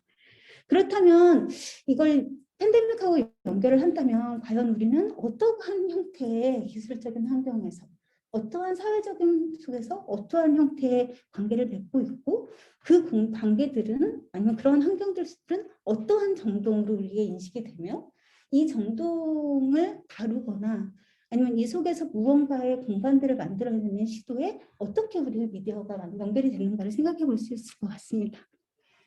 너무 길죠, 선생님? 네. 그러니까 하나 딱 재밌는 거는 뭐냐면 이게 굉장히 지금 제가 너무 협소하게 말씀을 드리는 것 같은데 이게 결국은 사적인 공간에서의 일상의 경험이 우리를 주변하고 있는 이 역사적이고 물질적이고 사회적인 변동하고 어떻게 연결이 되는가에 대한 거를 정동하고 감각의 측면에서 보려고 하는 건데 대표적인 그러니까 좋은 연구 사례 하나가 그거예요. EU에서 이탈리아 분야는 그런 건 모르겠는데 어렸을 때 먹었던 복숭아 맛이 없어진 거예요. 그래서 왜 더 이상 내가 어렸을 때 그렇게 맛있게 먹었던 복숭아 맛이 왜 없지? 그걸 이렇게 추적을 하는 형태로 논문을 작성을 하셨어요. 그걸 통해서 EU라는 그 투기의 글로벌라이제이션 그 속에서 이게 대량 생산될 수 있는 형태의 기계가 도입이 되고 이 기기가 도입이 되어서 수학을 하려면 덜 익었을 때 따야 돼요. 사람의 손으로 딸 때는 잘 익은 과일을 따지만 그렇기 때문에 이러한 그 이유라는 글로벌라이제이션 그거와 동시에 이 복숭아라는 특정한 그 과일을 생산하는 생산 모드와 생산 기술이 변화하고 그게 결국은 우리가 느끼는 맛을 통해서 경험되는 이러한 것들을 하는 거죠. 그래서 이런 면에서 최근의 연구의 메모리 연구라든지 머테리얼 컬처 이러한 연구들이 다 이 연장선상에 있습니다. 우리의 바나나, 저는 바나나를 생각을 했었거든요. 저는 사남매여서 어렸을 때 바나나 하나를 놓고 이걸 나눠가지고 제가 막내여서 꼬투리를 먹으면서 이 달콤하지만 이 조금밖에 없는 이러한 그러니까 그 당시 우리가 느꼈던 바나나의 이 맛은 무엇이었을까? 지금의 바나나는 무엇일까? 이러한 형태로 이 변화를 느끼는 감각하는 걸로 생각할 수 있습니다. 그런 면에서 이제 윌리엄스가 얘기했던 스트럭처 오브 필링하고도 연결되는 건 것 같습니다. 이거는 전반적으로 그 당시에 이거는 1980년대 후반부터 했지만 전반적으로 그 영국 내 사회학에서 큰 선회들이 90년대부터 아주 대대적으로 진행이 되었죠. 이런 것들은 아까 그 앞에 선생님 두 분이 말씀하신 거하고 연결이 됩니다. 그 중에 제가 재밌다고 생각했던 거는 잉골드가 얘기했던 어떻게 환경을 인지하는가에 대한 논의인데요. 여기서 이제 잉골드는 아주 정확하게 인간으로 보지 않고 인간 / 인바이러먼트로 봐야 되고 이제까지의 헤드가 아니라 바디에 대한 논의, 손이 아니라 발에 대한 논의, 이성이 아니라 감각, 정동에 대한 논의를 해야 된다고 합니다. 그러니까 굉장히 인류학적으로 길게 가서 이제 채집사회까지 넘어가는 논의로 연결이 됩니다. 그 중에 하나 또 스리프트 같은 경우에는 인간을 어떻게 그러니까 항상 인간은 환경을 짓는 동물이었었고 이 환경을 짓는 동물로서 자기가 거주하는 공간에서 공간을 숨 쉴 수 있는 공간으로 만드는 것이었다. 그렇게 얘기를 해서 미디어 사용 동안 우리가 거주하고 있는 인간 종으로서 인간이 자기의 거주지, 안식처를 만드는 과정에서 여러 가지 의미가 있죠. 물질적인 안식처도 되겠지만 정서적인 안식처도 되고 그러면서 자기가 숨쉴 공간을 어떻게 만드는가하고 연결해서 생각할 수 있다고 얘기를 합니다. 근데 이제까지 그 얘기했던 일상 연구는 그럼에도 불구하고 그 사회기술적으로 구성된 사회문화적인 환경에 초점을 두었었습니다. 근데 아까 얘기했던 잉골드나 스리프트 연구들이 이렇게 결합이 되면서 최근에는 이 자연에 대한 논의로 아주 본격적으로 확장을 하고 있습니다. 인류학 연구를 통해서. 그래서 여기에서는 이제 자연과 인간의 상호우전성, 연결성에 대한 얘기를 하고, 그러니까 대부분의 연구들이 시작하는 것은 막스의 초기 개념으로 다시 돌아갑니다. 인간을 생물학적인 종으로서 연구하는. 그래서 막스 초기 작업 같은 경우에는 막스 자체가 인류학적인 연구를 했던 사람이니까 그 인간종에 대해서 얘기를 하면서 인간이 세상, 여기서 세상은 자연 세계에 더 가까운 것 같습니다. 세상과 관계 맺는 방식이 생산 모드를 따라서 어떻게 변화했는지. 그래서 자신이 거주하는 세상과 관계를 맺는 총체적인 활동이 노동이고요. 그러니까 후기에 임금 노동을 굉장히 소외의 원인으로 얘기하면서 했던 협소한 개념의 노동이 아니라 내가 세상과 맺기 위해서 하는 모든 행동을 가르치는 걸로 노동을 씁니다. 그래서 이 노동에서는 결국 내가 세상을 뭔가 변형시키기도 하지만 이 노동을 통해서 나라는 사람이 어떤 사람이고 나에 대한 주체성과 나의 삶이나 나의 이런 것들이 다 만들어지기 때문에 변형만이 아니라 이게 적응하면서 자신을 변형시키는 어댑티브 트랜스포메이션으로 개념 정의를 하는데요. 결국은 이제 그 흔히 얘기하는 소외나 그러한 개념들이 이러한 적응적인 변형, 그러니까 내가 그 안에서 나라는 존재가 나의 존재를 만들고 변형시킬 수 있는 이 기회가 박탈되는 거에 대한 논의라고 볼 수 있을 것 같습니다. 그래서 로사 같은 경우에는 이게 제가 이걸 인용을 한 거는 저희가 팬데믹에 대해서 생각을 할 때 이게 굉장히 중요한 시작이 될 수도 있을 거라고 생각을 했습니다. 과연 우리가 자연과 어떠한 관계를 맺어야 되나. 그래서 이제 지금 현재 우리 같은 경우에는 이게 막스 같은 경우에는 이 자연 속에서 존재하면서 어떤 그 어댑티브 트랜스포메이션 하는 관계가 왜곡되는 것이 자본주의 사회에서 어떻게 되는가에 대한 그 분석으로 볼 수 있는데요.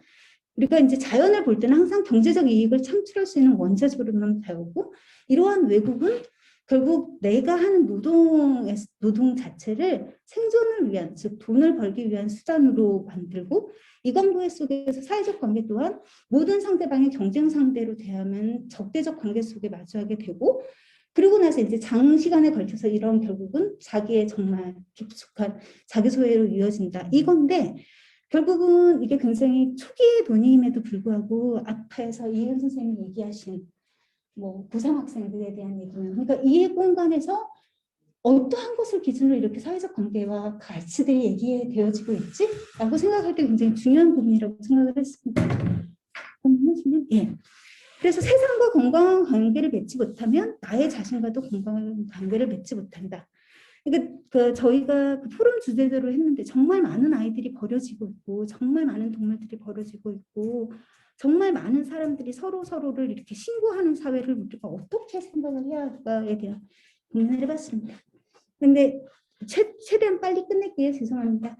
채집사회까지 넘어가서 이제 새로운 형태의 관계에 대한 논의가 있고요.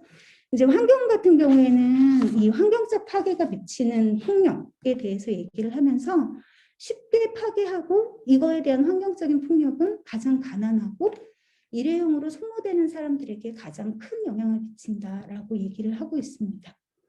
이거 이제 연장선상에서 이제 아까 이제까지 논의들이 쭉 누적이 돼서 최근에 문화연구에서 얘기했던 게 이제 숨과 숨쉬기에 대한 용어를 중심으로서 얘기가 돼요. 그러니까 숨을 쉰다라는 것은 정말 생물학적인 인간을 살아있게 만드는 핵심적인 거고, 이건 인간만이 아니라 나무의 숨쉬기, 모든 것들이 연결되잖아요.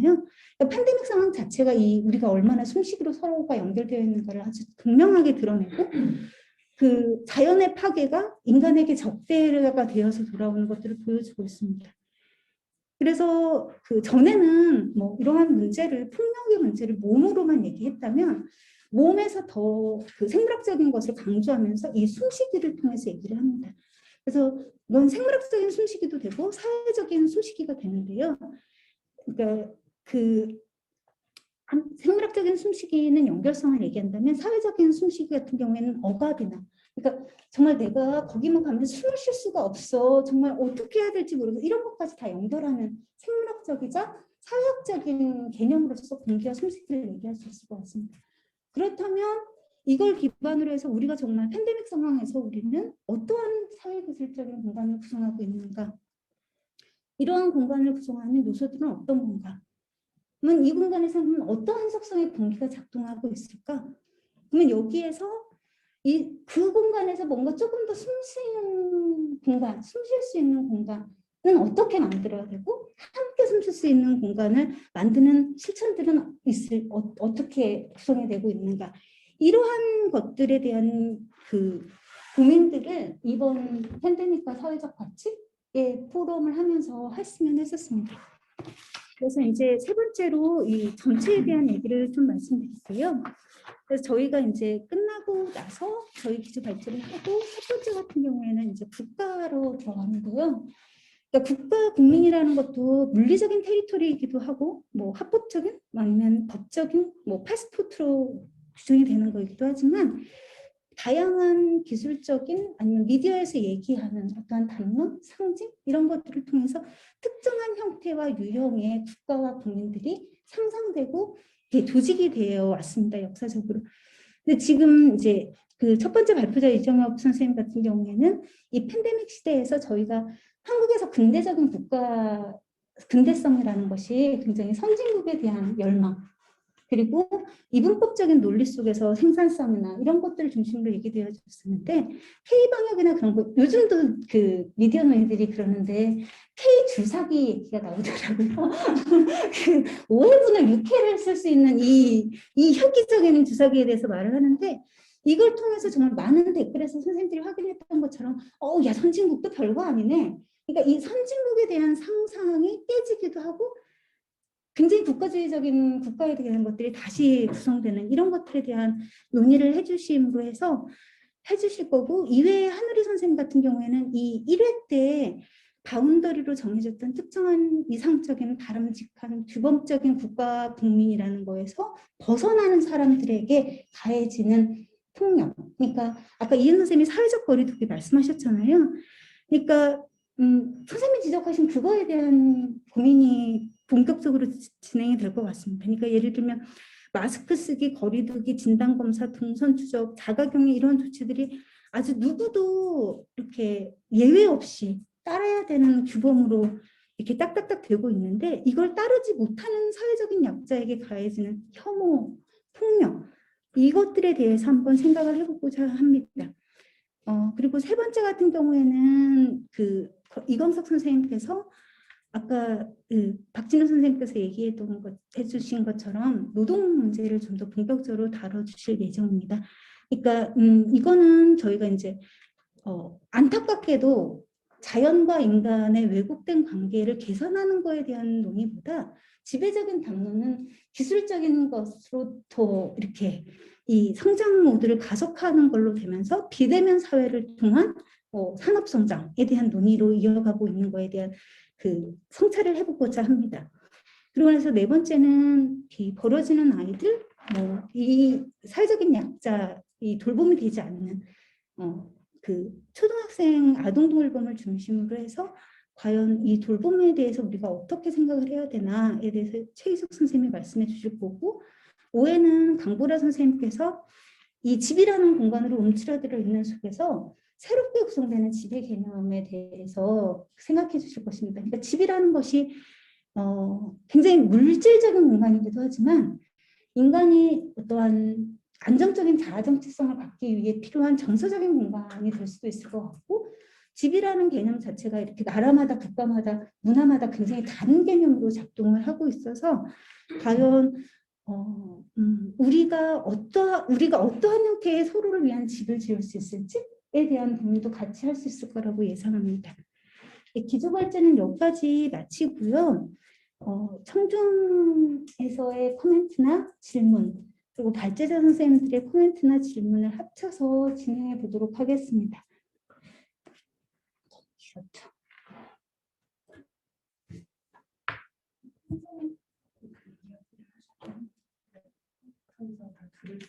예.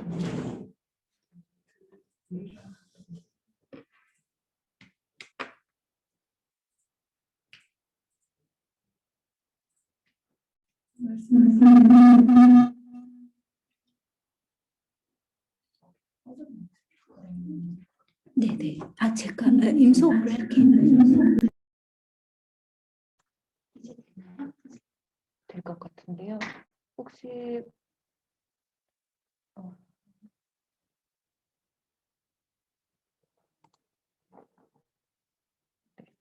지금 누군가 말씀을 해주시면 들리려나 싶기도 한데 지금 아무도 말씀을 아직 안 해주고 계셔서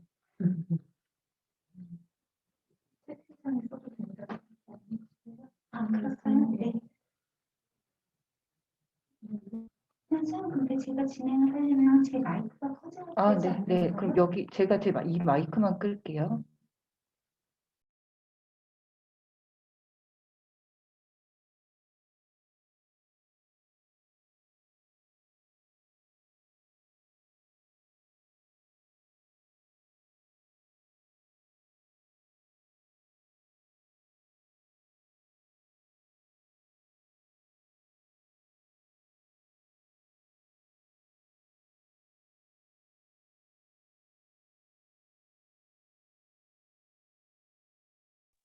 죄송합니다. 됐나요? 예, 선생님들 죄송합니다. 저희가 오늘 처음 실험을 해보여가지고 중간에 기술적인 어려움이 좀 있습니다. 청중 선생님들께서 지루하게 세 가지 발표를 쭉 들으셨을 텐데 코멘트나 질문이나 그런 것들 편하게 해주시면 감사하겠습니다. 이광석 선생님이 음소거를 하시는 걸로 봐셔서 예, 말씀을 하실 것 같은. 들리세요?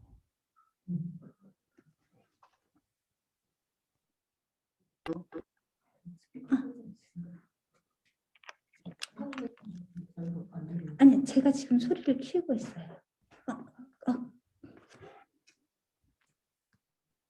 들리세요? 네. 예. 제가 지금 외양이 꼴이 말이 아니어서 얼굴을 보여드릴 수가 없고. 예, 저는 최석진 선생님 말씀하고 이은 선생님 좀 늦게 들어왔습니다. 죄송합니다. 그 두 분 말씀만 들었는데요. 한 두세 가지 정도 그냥 생각한 것들 말씀 들으면서 좀 뭐 정리는 안 되겠지만 좀 얘기를 같이 나눴으면 싶은 게 있는데, 사실은 뭐 기획이나 이런 부분들 굉장히 애쓰신 것 같고 좋고요. 그래서 이제 의뢰가 왔을 때 참석하겠다라고 말씀드렸었고, 오늘 얘기 발표 말씀드리니까 또 뭐 많은 부분에서 기존의 전통적으로 미디어 연구라고 하는 자장을 이렇게 확장하려고 하는 그런 선생님들의 문제의식이나, 그것이 뭐 어떻게 보면 또 지금 팬데믹 상황 때문에 이제 발생할 수밖에 없는 또 그런 우리의 물질적인 조건이, 그래서 삶의 조건들이 그래서 또한 인식의 전환들이 일어나는 것 같습니다. 되게 저는 좋은 조짐이라고 보고요. 우리 모두에게. 근데 이제 저희가 어쨌거나 언론학이나 미디어학을 해 오면서 느끼는 폐쇄성을 이제 극복한다라는 의미인데, 학적 폐쇄성을 극복하는 방식, 혹은 뭐 폐쇄성까지는 아니더라도 이제까지 우리가 소외시켰거나 크게 주되게 보지 못했던 영역들을 확장한다라는 측면들은 굉장히 의의가 있다라고 봅니다. 근데 이제 그 확장하는 방식이 저는 크게 보면 두 가지 계열인 것 같아요.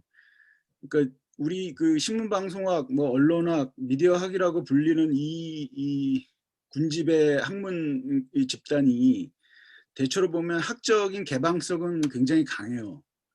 그러니까 어떤 학문이나 다 끌어와서 우리가 논의들을 해왔었고, 지금까지 보면 뭐 그 부분에 있어서 뭐 사회학적 전통이나 인문사회학 전통에서 가장 빠르게 최신 학문이나 아니면 변경의 학문들을 끌어와서 우리의 학문 자장 내로 흡수하는 경향은 굉장히 빨랐던 것 같아요. 근데 이제 그러면서 덩치도 커졌죠. 전 세계적으로 덩치도, 커뮤니케이션학이 덩치도 커졌는데, 문제는 이제 제가 지금 오늘 이런 문제 제기를 하고 하는 방식에 있어서의 접근법들이 굉장히 중요하다고 보는데, 학문적인 개방성을 가지고 새로운 그런 현실 조건들을 설명하기 위한 방식으로 뭐 선생님들이 소개하셨던 다양한 학적 그런 흐름들을 가져오는 것은 굉장히 중요하다라고 저는 봅니다. 근데 이제 문제는 이제까지 우리가 학적 개방성을 확보하려고 하는 것만큼이나 현장에서 다른 그런 인식 능력을 가지고 있는 사람들과의 교류, 혹은 타 학문 영역들과의 교류들을 과감하게 시도했는가라는 부분들에 있어서는 저는 여전히 문제가 많다. 그러니까 우리 안에서의 그 단돌이나 그 안에서의 학문 영역들을 과잉화하는 경향들은 있는데, 실제 그 접경들을 찾아서 다른 분과 학문, 예를 들면 지금 말씀하셨던 뭐 인프라스트럭처와 관련된 이은 선생님의 그런 중요한 문제 제기나 보면, 뭐 정치경제학이나 혹은 지금 최석진 선생님이 얘기하셨던 일상문화연구나 혹은 그 공간학, 비판적 지리학을 하시는 분들이나 과학기술학을 하시는 분들이나 신유물론을 하는 철학하시는 분들이나 이런 분들과의 지적 교류의 장들을 우리가 충분히 만들어냈는가라고 봤을 때는 전혀 그렇지 않다. 그리고 지금의 방식들도 대단히 과거에 우리가 타 학문들을 끌어오는 방식대로 우리 입맛에 맞게 가져오는 방식들이 아닌가라는 느낌들이 많이 들어요. 그래서 학문적인 개방성을 확보하는 것은 굉장히 중요한데, 현장 학문 속에서 실제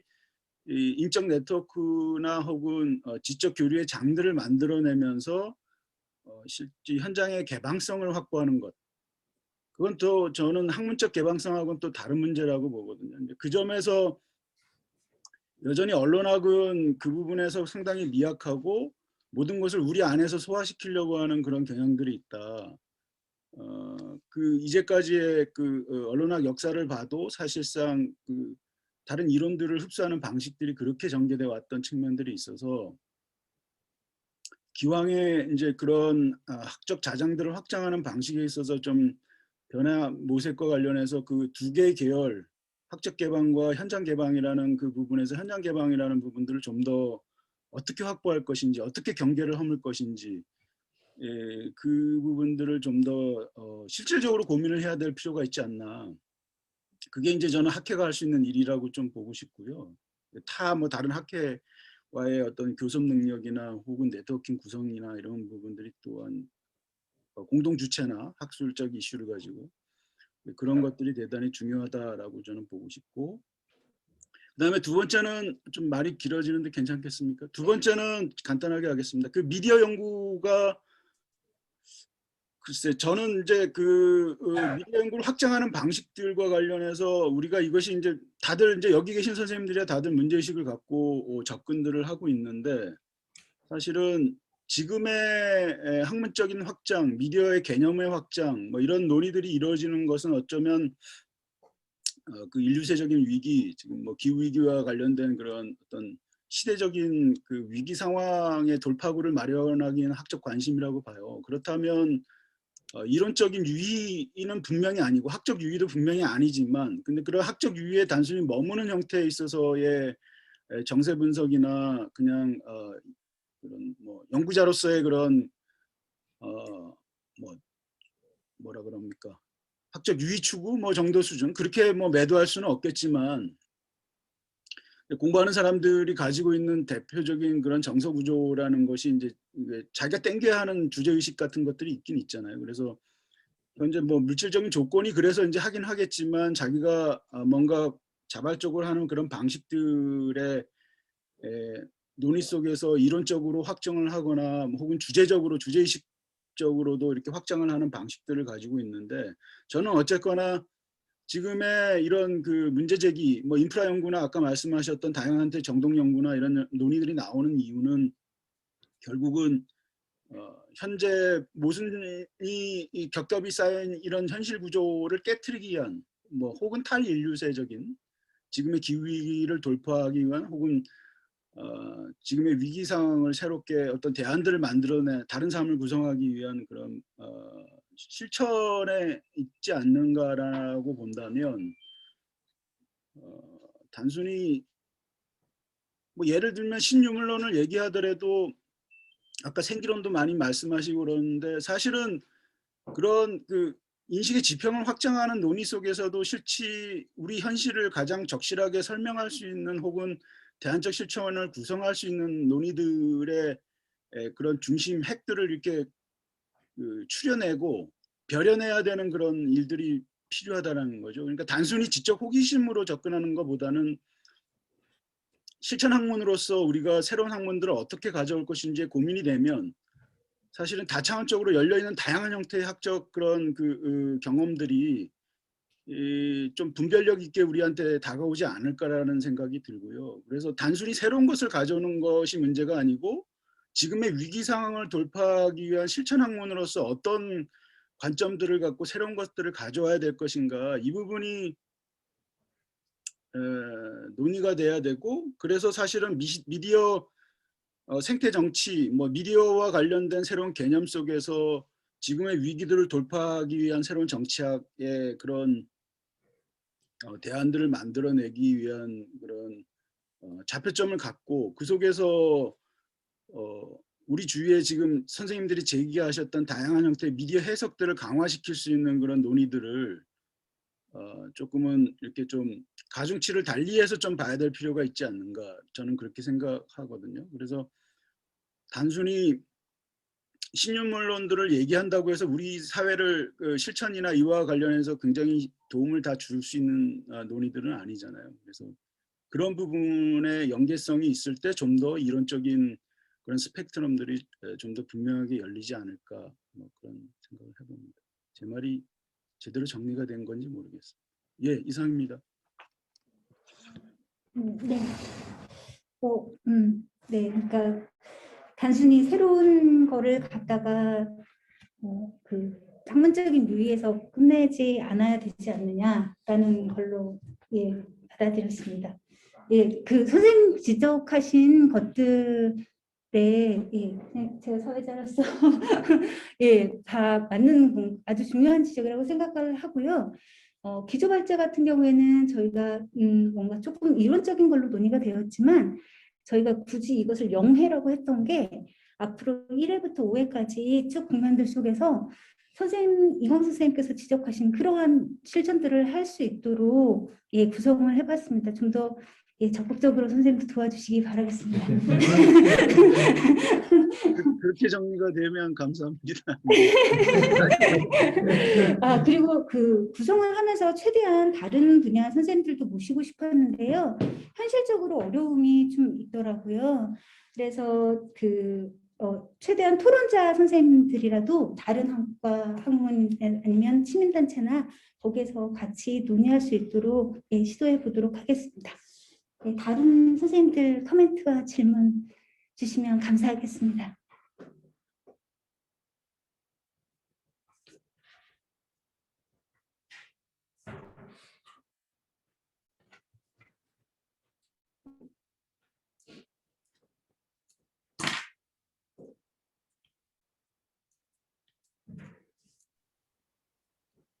그 다른 분들 생각하실 동안에 그냥 제가 말씀드렸던 취지는 그 선생님들 발표 그 자체를 문제 삼는 건 아니고요.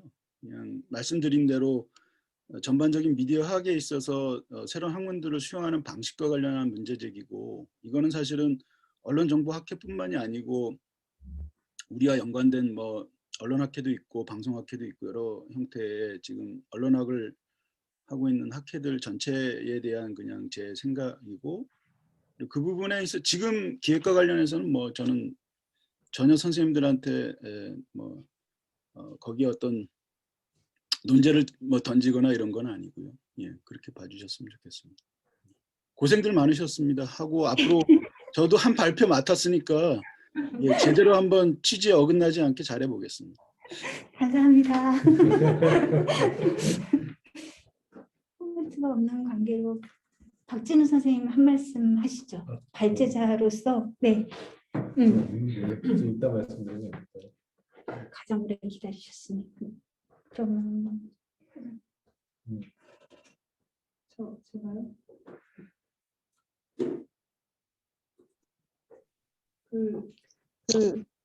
이광수 선생님 제가 줄게요. 네.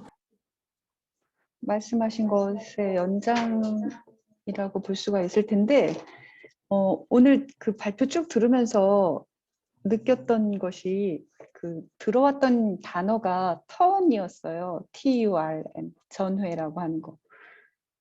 그래서 그 너무나 다양한 이론들, 그러니까 인간과 미디어와 환경, 뭐 미디어 대신 뭐 테크놀로지를 넣으면 좀 더 확장될 수 있을 것 같은데, 그런 것이 지금 이제 그것과 관련된 이론이나 논의들이 이렇게 풍성하게 막 제기가 되고 있고, 그런데 그것이 좀 가닥이 좀 잡히면 좋겠다. 이렇게 보는 그 시야라고 할까요? 이를테면 산에 오른다고 했을 때 밑에서 봤을 때의 세상과 중턱에서 봤을 때, 위에서 봤을 때 이렇게 좀 차이가 있는 것처럼 여러 다양한 논의들이 이렇게 좀 뭐라 그럴까요? 이렇게 제시된 거고, 그거는 다시 말해서 그 현재 진행되고 있는 그 기술의 발전이라는 것과 그다음에 이제 그 사람들이 생각하는 사고에서의 어떤 전회, 이런 것들을 요구하는 시대에 지금 와 있는 것 같고요. 그래서 우리가 기존에 가지고 있었던 뭐 미디어 개념이라든가 이런 것들도 다시 되짚어서 다시 생각해 봐야 하는 그런 가치 문제나 윤리 문제나 뭐 이념의 문제나 이런 것들에 대해서 근본적으로 사유를 하게 만드는, 그래서 기존의 것과는 다른 방식으로 봐야 하는 것을 요구하는 그런 지점에 와 있구나라는 거를 이제 저는 느꼈고요. 그리고 그런 점에서 우리는 이제 미디어나 이제 테크놀로지 이런 쪽에서 좀 보게 되는데, 이광수 선생님 말씀하신 것처럼 다른 인문학이라든가 또는 사회학이라든가 뭐 정치학이라든가 또는 아까 이윤 선생님 말씀하신 뭐 물리학이라든가 이렇게 또 다른 뭐 이를테면 동물학 같은 데서도 볼 수 있을 것 같아요. 그래서 그런 관점에서 또 보면 봐야 한다라는 생각을 했고, 원래 처음 기획도 그런 차원에서 좀 크게 했었던 거거든요. 그래서 지금 제목이 팬데믹과 사회적 가치인데, 이것만 봐서는 미디어가 들어가 우리 분야의 연구구나 이렇게 한정되어 있지 않은 이유도 이제 그런 차원에서 이루어졌던 거고요.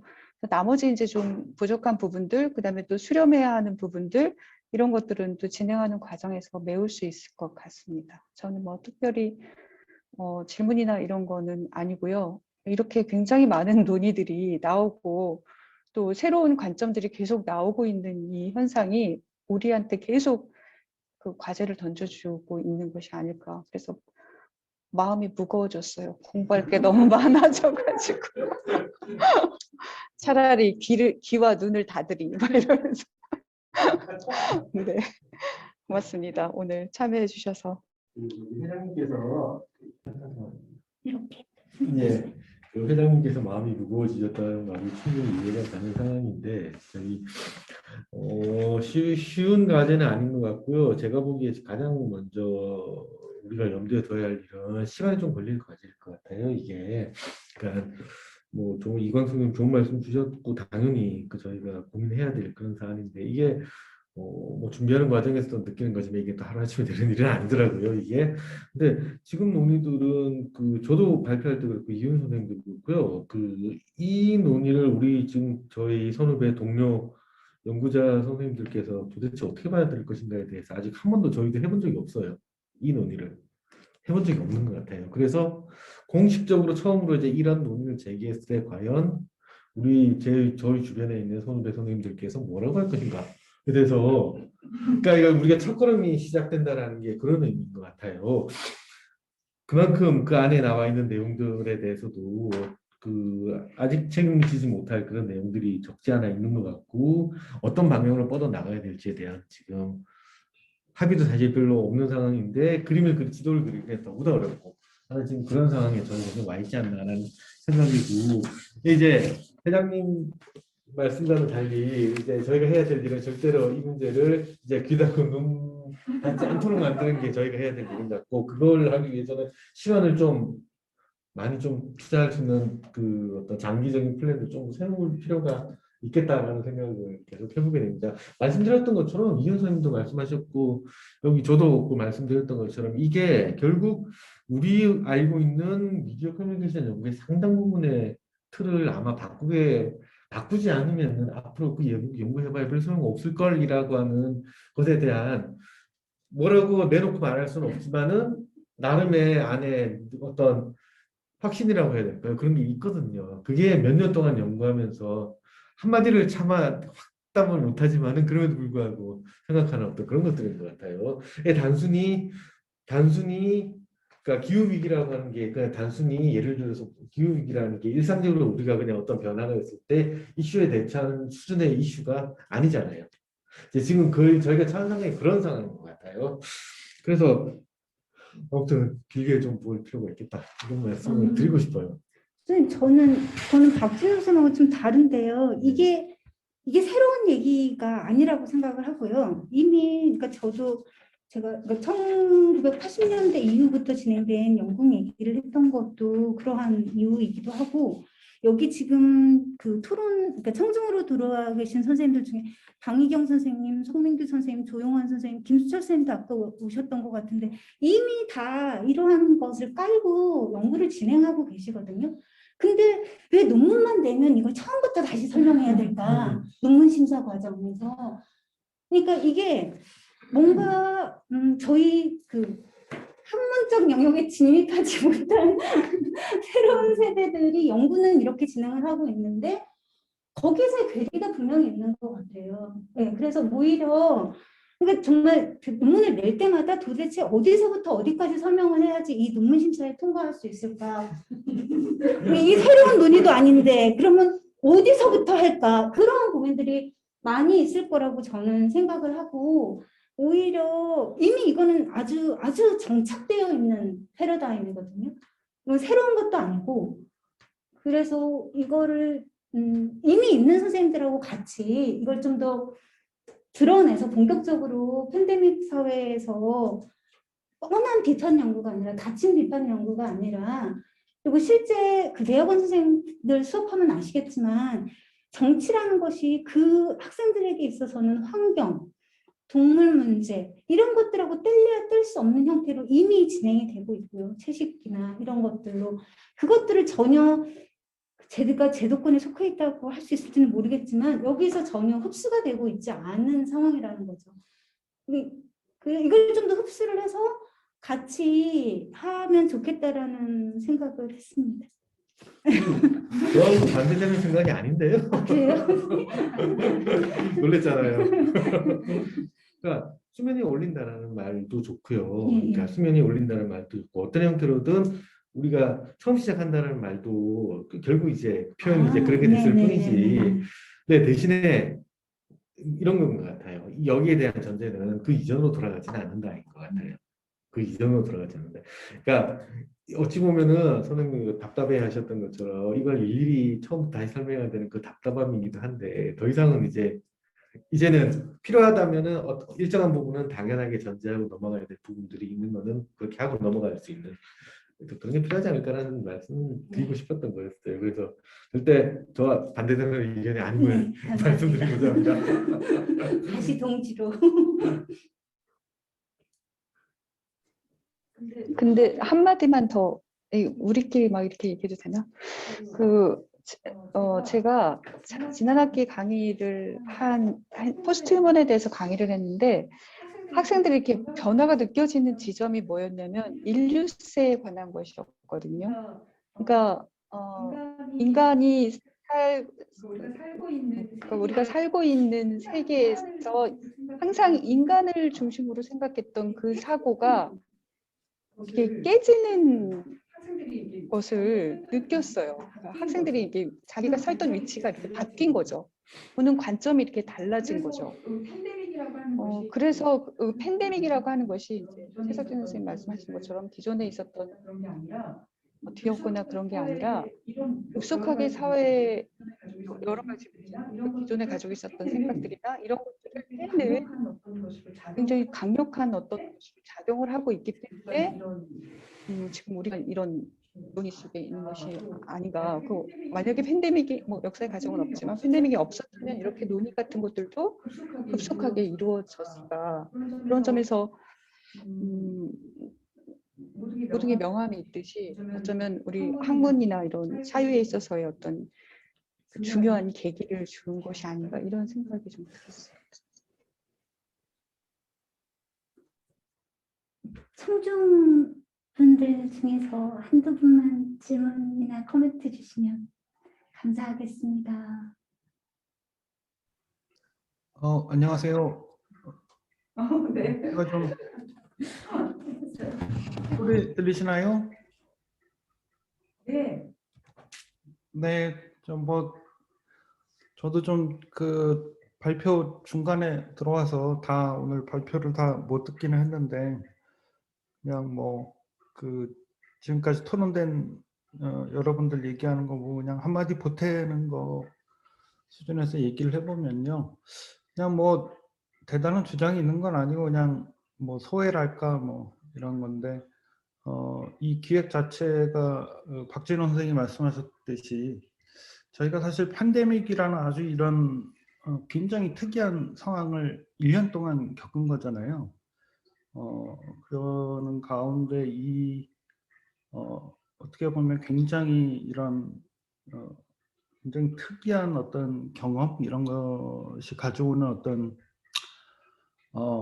효과랄까 이런 저는 위기 굉장히 다방면의 위기의 조짐들 이런 것들이 이제 점점 여기저기서 드러나고 있다라고 생각을 하고요. 그게 미디어 커뮤니케이션의 어떤 내에서의 어떤 이론적인 어떤 새로운 어떤 전해랄까 새로운 이론의 필요성 이런 것들로 나타날 수도 있고 또 저희가 1년 동안 지내면서 어떻게 보면 이런 비대면 커뮤니케이션 이런 것들을 하고 또 비대면 사회 여러 가지 그런 경험을 하면서 어떻게 보면 이 지금 느껴지고 있는 이런 크라이시스 어떤 위기의 어떤 폭이나 이런 것들에 대해서 좀 얘기를 할 수 있는 어떤 시작 그런 자리가 마련됐다는 측면에서 좀 의미를 일단은 크게 찾아야 될 것 같고, 그게 어떤 식으로 뭐 자리를 찾게 될지 이런 건 뭐 이광 선생님 얘기도 저는 다 동의를 하고요. 그런 부분도 분명히 있고, 어떻게 보면 우리가 쉽게 이 답을 알 수 없는 굉장히 커다란 어떤 현상, 어떤 커다란 위기 이런 것들에 대해서 뭐 이렇게 고립돼서 혼자 이렇게 막 돌파하는 것이 아니고 조금씩 조금씩 그래도 이런 상황에서 조금씩 생각을 공유하고 뭐 이런 과정 이런 것들이 지금에 있어서는 굉장히 중요하지 않나? 사실 저 개인적으로는 저는 뭐 이론적인 거 뭐 이런 것들도 있지만은 뭐 굉장히 어떻게 보면 내가 이런 삶을 계속 살 수 있을까 뭐 이런 생각까지 하게 되는 굉장히 어떻게 보면 존재론적인 위기까지 오는, 저만이 그렇지는 않은 것 같아요. 이렇게 뭐 주변에 보면은 이게 굉장히 그 위기의 폭이라는 게 아직도 우리가 가늠할 수 없는 그런 위기들이라는 생각이 들고요. 그런 면에서 저희가 그런 문제들을 뭐 이론적인 것뿐만이 아니고 현실에서의 어떤 문제들, 뭐 이런 일상생활에서의 문제들, 이런 노동의 문제들, 다양한 측면에서 얘기를 서로 주고받고 어떻게 보면 그런 걸 가늠하는 그런 자리가 좀 지금 만들어진 것 같고요. 또 그런 것들이 조금씩 그 주고받는 것이 되게 중요한 때가 아닌가 뭐 이런 생각을 했습니다. 네.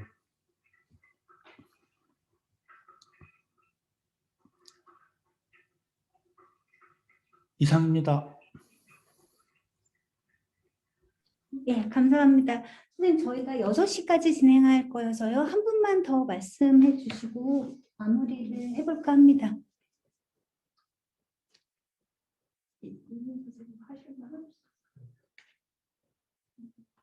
네, 김수철 선생님 말씀하신 것처럼 다들 이렇게 많이 전에도 팬데믹 이전에도 고립이 많이 되어 있었고 근데 오히려 이 고립된 삶을 경험하는 폭이 넓어진 것 같아서 좀 더 그 연대의 가망성이 넓어진 거 아닌가라는 생각도 듭니다. 네. 한 분 더 말씀해 주실 분 계실까요? 저희가 너무 지루하게 발표를. 예, 그러면 그러면 저희 오늘은 여는 날로 저희가 좀 정돈되지 않은 상태에서 말씀을 드렸고요. 다음해부터는 좀 더 그 구체적이고 실질적인 사례를 가지고 구체적으로 논의할 수 있는 시간을 갖도록 하겠습니다. 오늘 관심 가져주셔서 정말 감사하고요. 선생님들 감사드립니다. 다음은 3월 20일인가요? 예, 3월 26일 금요일 오후 4시부터 6시입니다. 저희가 몸은 비록 떨어져 있지만 이 상태라도 좀 더 관심 있는 선생님들끼리 같이 얘기할 수 있는 기회를 계속 만들어 갈 수 있으면 감사하겠습니다. 네, 그러면 다음 시간에 뵙겠습니다. 네, 안녕히 계세요.